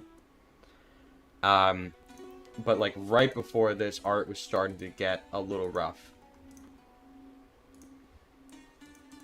Like, this chapter ended up being, like, extremely short, and it might be the scans, but that one just kind of looks weird. These chapters were okay. But they were simple. But, like, some of these panels are a little odd. You especially get a lot of copy-pasted character art. Like, we've seen this exact drawing of Sturk before. He's been doing way less copy-pasted character drawings, too, recently. Which has been really good. Switching to digital. I think the switch to digital actually happened, if I remember correctly, it was in the middle of... I thought it was in the middle of the farm arc. I may have... Well, actually, no. It was chapter... let me guess this. Was it 79? Oh, no, this is way later. 71? Oh, no, it's the next chapter. This chapter is rough. This doesn't even look like Vinland Saga. When I said there is no bad Vinland chapter, I completely forgot about this one. I like this chapter. I think it has some good ideas, but this looks nothing like Vinland Saga. Look at Ivar here. What the hell is this? Hey, V! Oh my god, I was talking about you earlier because I was talking about the comparison video between the two Vinland dubs. I was talking about how you did that, and that made me realize the Netflix one was definitely way better.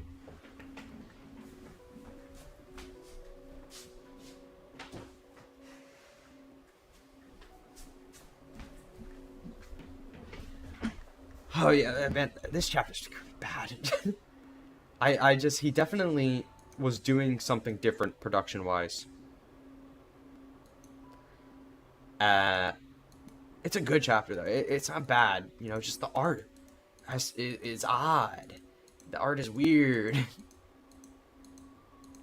And the last Gudra, like, what happened, you know? I felt like I was the only one complaining about this. I genuinely do not like the art in chapter 190. I think Thorfinn looks like, his hair looks so weird and greasy. Like, this is not what, like, Thorfinn, Greece, but, like, you know, Constantinople, post-time skip Thorfinn looks like to me. It looks like Yukimura kind of is struggling to draw this old hairstyle for him here, because he looks really weird to me.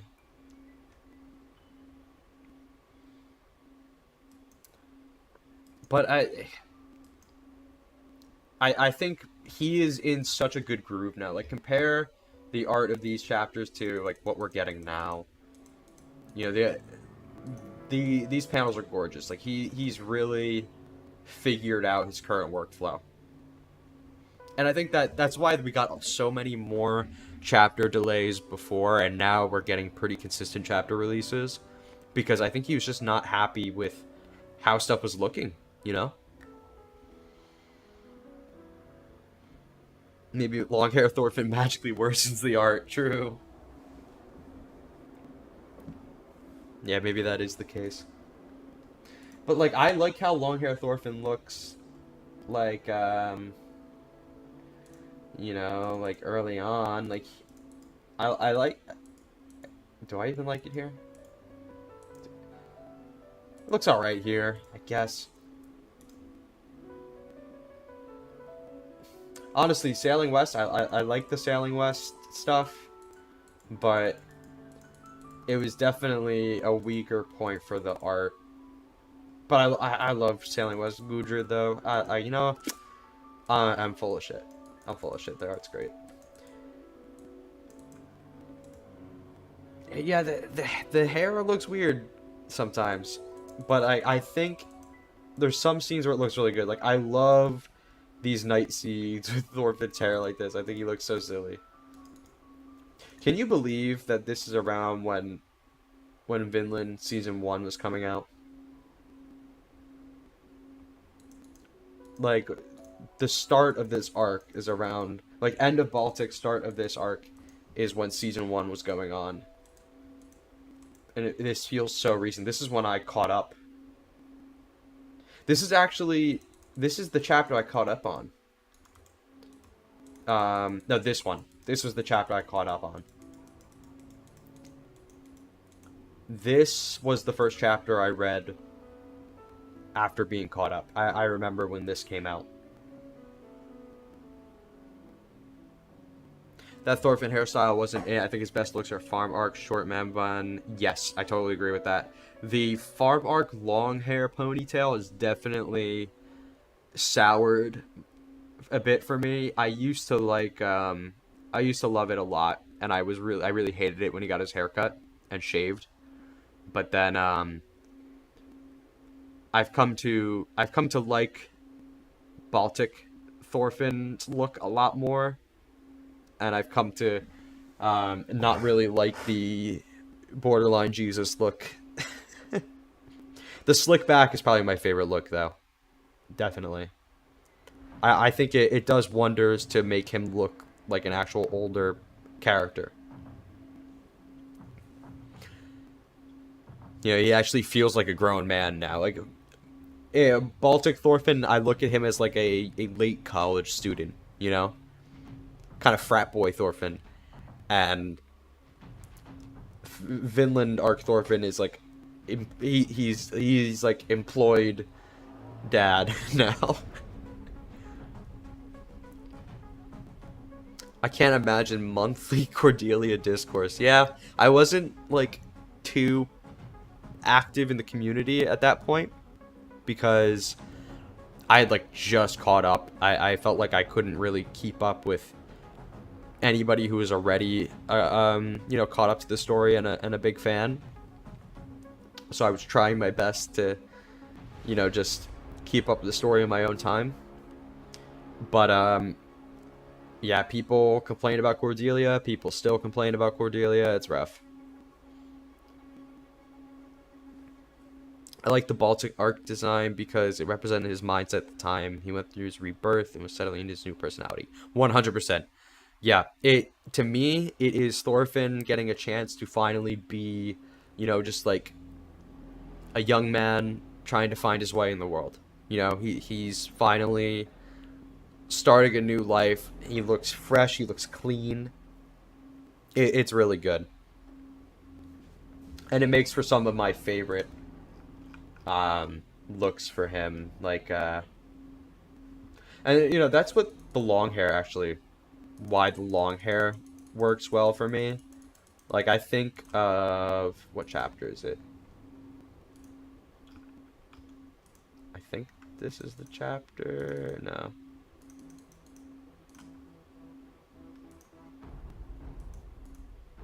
Yeah, I don't remember. The one where he's like riding on the horse. I think you know, it looks freeing, and there's a similar cover page for chapter 10. No. It was actually 110, wasn't it? Yeah, this one. Him sitting on the mast of the ship. I love this cover page so much. This is post-farm Thorfinn in my head.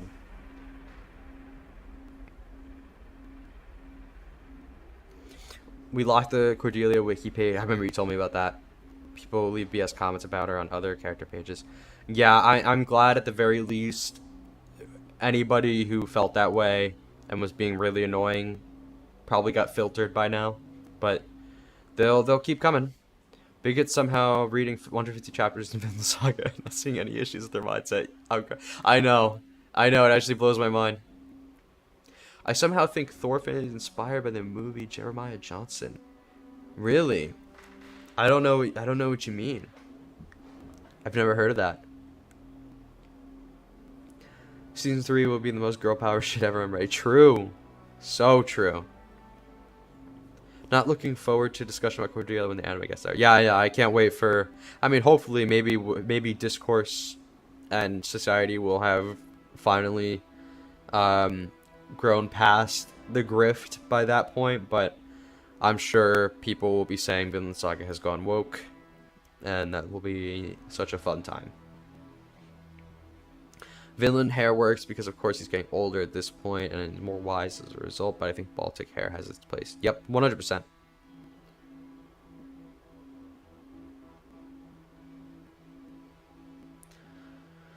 Season 4 will drop in 2060. I'm sure the transfers won't exist. Yeah, I mean... as long as the grift pays, as long as paying for premium on X the Everything app will make you money for being annoying, then the grift will continue to exist, unfortunately.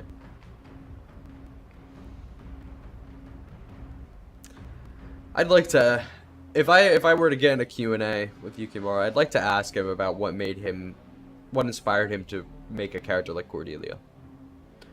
Because I talked about this a bit with Cordelia earlier on. I'm still not 100% sure he's really intentionally going for the trans angle. I think it's definitely obviously like Cordelia wants to live like a woman, and she wants to, you know, perform the traditional feminine roles in life. But one of the things that Vinland is trying to say too is that a man can live without, you know, loving war. Like a man can live like Thorfinn, you know, and Cordelia seemed to really take to that. What Thorfinn and Gudrid were saying during the thing. I'm just gonna go to the chapter because I'm like directly referencing it here basically. Do I remember this? No, that's way earlier. What am I thinking? It's probably like 197. Oh, too early. Well, too late. It's this one. Yeah, because Gudrun's talking about how Thorfinn is a new type of man worthy of Vinland, right? And Cordelia is like really takes to it, and she's like, men can also not go to the war, and Gudrun like agrees, and Thorfinn's like, please stay yourself, hating war like you do. This made me worry that Yukimura was kind of going in a direction of, oh, Cordelia realizes that, you know, like she will be a man worthy of Vinland, and I don't know, I don't know if that would go over well with many people, and it would be a bit disappointing. But I don't know, transness is not something that was invented by modern politics. It's something that has existed in many cultures under different names long before. This isn't something that's completely ahistorical, is what I mean. So, but there's also nuance to transness. There's a lot of nuance to it that kind of gets lost in the conversation nowadays as well. So, I'm okay with Cordelia being nuanced. I'm just I just want to make sure Yukimura is not going in some direction where she's wrong for choosing to say like, I'm a woman and I want to live in this society as a woman, I went on a whole long rant there, sorry. I feel like Vinland has always been different from other sign-in. It has less of a Sigma grind set vibe going on. That's the thing, people group it with that Sigma grind set vibe, though. Like, if you look at any of those pictures where you have Thorfinn edited into something with Musashi and Guts, it's always one of those badass Thorfinn panels, like those Baltic Sea War. Thorfinn just beat a bunch of people up, and he's like, who's next? Those are the ones they use. That's not Thorfinn. That's Thorfinn at a low point. But people will group him with that anyways. Wasn't Cordelia conceptualized super early, like Yukimura did some two truths and a lie during the prologue and said Thorkel had a daughter? He did say that. I don't know if it was truly conceptualized or if it was just a joke. Like, also how, like, Thorkel had a lot of, like, anime girl traits as a gag, and then that gag kind of carries over into the establishment of Cordelia's character, but then, Cordelia is treated very seriously. But she's also played for laughs a little bit at the start, because the juxtaposition of her personality, her timidness, versus her build, it's clearly meant to be a joke, but the joke isn't on her. So she is kind of an evolution of the gag around Thorkel, but she isn't a gag, I guess. So I think the idea for her probably comes from that, but I don't think she was planned that early, in my opinion. But Yukimura plans very well, so who knows? I think the Sigma grind set isn't something Seinen preaches exactly TV. Yeah, it really doesn't. That's the thing. Berserk preaches, it does preach a lot about, continue to struggle. You will go through these difficult times, and the world will be cruel to you, but you need to remain strong. And that's kind of why people kind of group it with that. But Vagabond certainly isn't really like that, and Vinland isn't really like that at all, but that's what people latch on to, I do think people take the wrong lessons, though, I agree. My biggest worry is that grifters will see Cordelia's arc and then be like, see, trans people are a result of... Yeah, that's another... that's a good one, Thomas. Because her background is one of the common, first time writing a trans character, I'm going to say like, oh, I was raised as a girl, that's because that brings, you know, the grooming conversation up, you know, that like Cordelia would not have been like that had her mother not taught her to be like that. And I think there's a nuanced way to tackle that idea, and it's not fair to say that Cordelia is not valid as she is now because of her upbringing. Like that for some reason that upbringing was wrong and needs to be undone, you know? But it is kind of a I feel a misinformed approach to what a trans story often should be. But you know, I think her character needs more time before I can make judgments on that. I really love Vinland. Reading the manga helped me fight my panic attacks during the lockdown. Also, my mindset has changed, seeing different things, perspectives. Yeah, the way I look at things has completely shifted from this manga. I feel like I've always tried to be a nice person, but you know, this story just sets the bar so high, and not in a way where I feel like I can't try to live up to that, you know?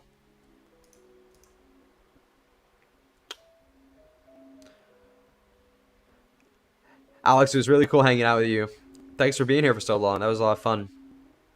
I hope you'll be around when I do another one of these, because this was pretty cool. Thanks for being really active in the chat. I appreciate it.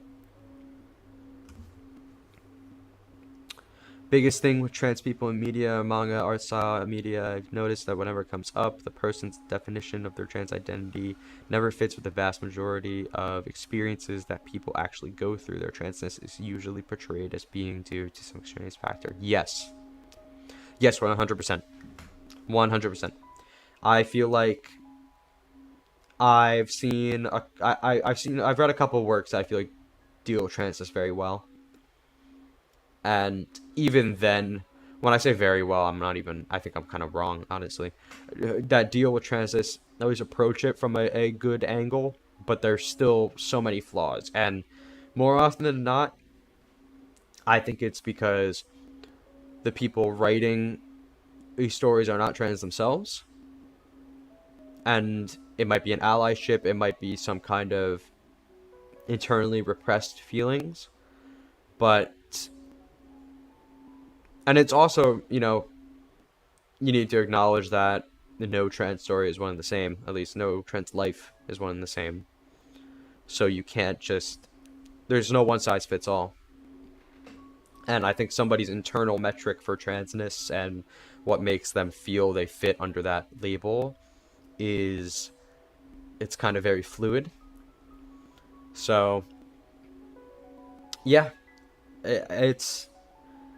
But the fact that it very often comes from some extraneous factor, like it wasn't inherent to them. I mean, it's difficult to say, right? Because we are all products of our environment, you know? There's numerous factors, both, you know, physical and emotional and genetic and learned, that contribute to who you are today, right? So we kind of ultimately are a amalgamation of so many things that are too complicated to try to put a label on and to say like this is the single reason why I am who I am. So I think it's unfair for people to say like, oh, like X thing made you trans, when there's so many factors in life that ultimately make you who you are. And you know, having an upbringing that allows you to explore yourself will definitely contribute to making you come to that conclusion. But it's not fair to argue that, you know, it caused it. So yeah, I think Cordelia is not the best trans character I've ever seen. That's for sure. But I am I'm okay with how she has been handled, because I think she's been handled very respectfully. Thing is, I'm convinced that Yukimura is 100% a trans ally, which is why I sort of give this writing a pass. Yeah, absolutely. He is. He would not have written Cordelia if he wasn't. He, the whole point, the whole premise of Vinland is a place where anybody can go to live as they want to live and be happy and live in peace. To not be persecuted for who you are. Yeah, I definitely don't think he's, like, writing Cordelia from any negative angle at all. And honestly, if he chooses to write a story in the future, I'd like to see him, because he has mentioned that he wants his next story to be in the future, or maybe the present. I don't know exactly what he's going to choose to do, but I'd like to see him tackle some more modern issues in modern contexts. But Vinland does tackle a lot of modern issues in historical context. But I also don't think Cordelia was, like, a response to wokeness. I don't know. Like, I mean, the whole... Not that you said that, sorry. I'm just thinking out loud. The whole point of this Vinland arc is to try to make the world a better place. To try to have readers take the messages to heart. And maybe Cordelia is the result of him seeing a lot of hatred towards trans people and him wanting to incorporate that, a lesson around that, into this arc. But yeah, I mean, I think whether or not Cordelia is explicitly meant to be a commentary on modern concepts of transness is something I'd like to wait and see how it's handled. Because obviously, the choice to have her be this extremely masculine built character, to literally be Thorkel with, you know, a feminine hairstyle and feminine clothes. I mean, she's given a softer expression, which is nice, but that discrepancy between her personality and her build is kind of a bit of a gag, so it's interesting. Have you perused Yukimura's Twitter? Yes, I'm not gonna lie, he reposts some wild shit, but also I don't know if he knows English that well. Probably why some of his tweets so wild. Yeah, I know he has retweeted so much Thorfinn and Canute shipping art. It's kind of absurd. I think he's a Fujoshi, because he retweets so much Canute Thorfinn art. It's so funny. I think he knows. I think he knows. And I think he's an ally. I definitely, I wouldn't argue against that. I'm curious to see what, I feel like however Cordelia's character will conclude will really inform us on why he chose to incorporate her character into this arc. And why he chose to write her the way he did. Skip and Loafer in the same magazine as amazing trans rap. I didn't know Skip and Loafer has trans rap. I've always wanted to check out Skip and Loafer though. Rillant from Project Vinland has recommended that a lot to me. That's cool. I've read a lot of I read Inside Mari and Welcome Back Alice from Shuzo Oshimi. Interesting. It's a really interesting approach to gender. He clearly has a lot of personal feelings of contempt and disgust for gender constructs. And I think both of those mangas go in a really interesting direction, but they are also absolutely like the dark, like the less spoken about side of gender nonconformity. in a way that in some ways feels almost offensive, you know, but it's also like one of those things where it's like you're saying what few dare to say. Hey, I think it's worth reading. I think it's worth reading both of those. It's mostly, to me, a really interesting exploration of the author's mindset towards gender. The main character is in Skip and Loafer and is a trans woman. Oh, awesome. I'll have to check it out. I'll have to put that on the list. I'm in the middle of reading Golden Kamui and Fire Punch right now. So I'm kind of like, I've got my if I'm gonna be reading something, I've got stuff I know I need to get moving on, but Skip and Loafer's in the list. And it's getting an adaptation, right? Or did it already start getting an anime adaptation? Blue Period has trans rep too? Wow, okay, I didn't know that. Maybe I gotta check out Blue Period, damn. I saw a little bit about Blue Period. It was at it was one of the series being shown. Well, it had like a display section at the Kodansha House pop-up shop. So I took a look at the wall. Maybe I'll watch season 1 then, Ryan. I'll put that on as like my I need like a good quick lunchtime kind of show.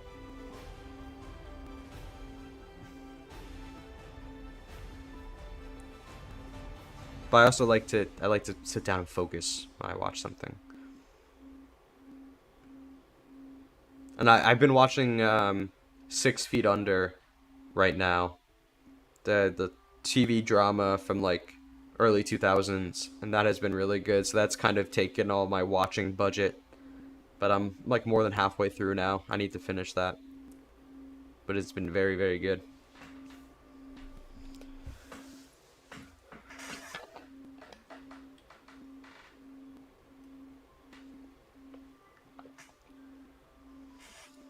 I've been streaming for 3.5 hours. That is insane.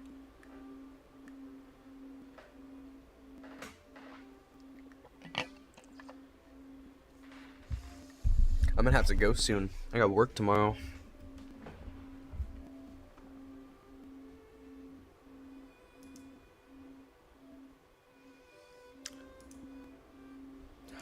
So new chapter in like 3-ish days. Oh man.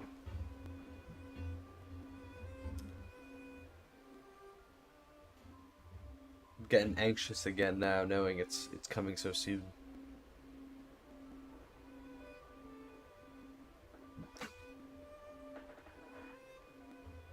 I think let's see. How many chapters do we have left? I think we have 1, 2, 3, 4, 5, 7, 8.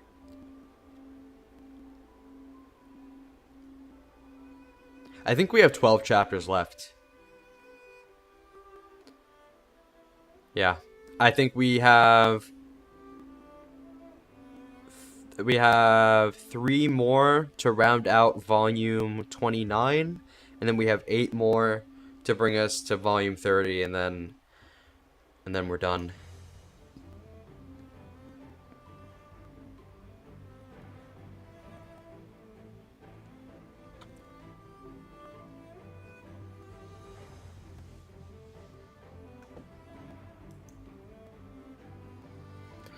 Oh, wait, you know what, thinking about it, 29, the end of volume 29, if he does 8 chapters per volume, like he has been doing, then we have 3 chapters to go. I think Misekbukwe and Thorfinn is probably going to be the end of the volume.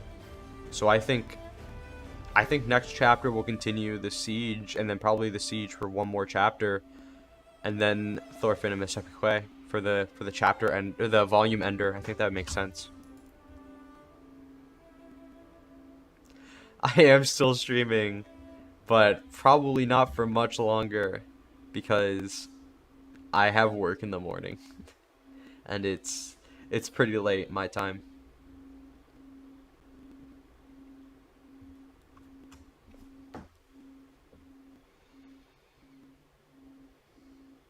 How do I make sure this gets archived? I don't even know.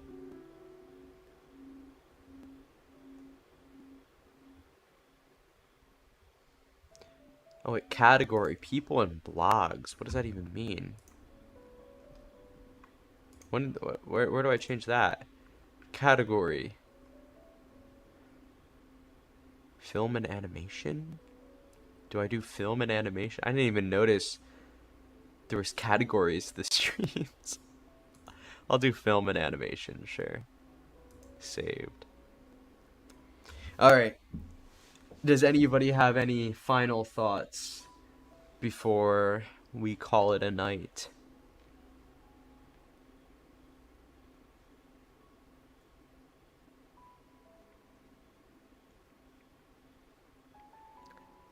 And thank you everyone for sticking around and participating in the chat. I'm glad I had a good variety of people talking today. That was cool. I'll definitely try to do more of these. This was a lot of fun.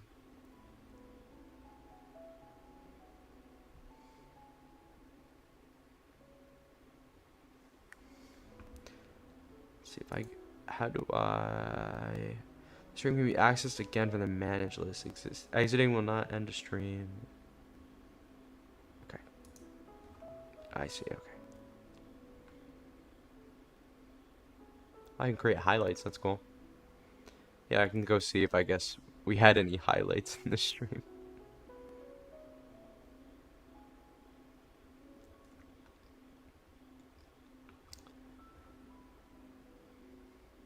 Would love to stream a few days after a new chapter drops to hear more thoughts. Yeah, that'd be a good idea.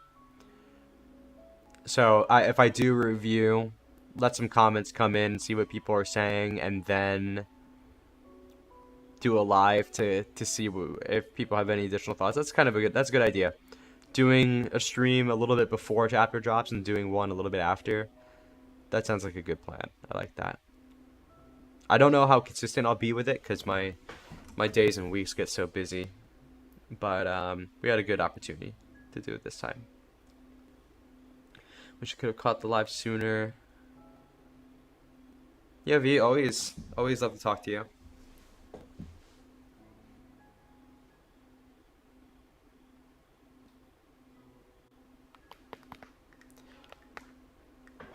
Okay. Alright. Let's end it. Thanks, everyone. This was a lot of fun. I will be seeing you all for this chapter. Hopefully we're not getting a delay because of Kodona House. I really hope not. I assume the way it lines up, this weekend would have been probably right before he would have had to submit the chapter before the deadline. So hopefully that means he got it done before the New York trip. Fingers crossed. Alright. Thanks everyone. Bye.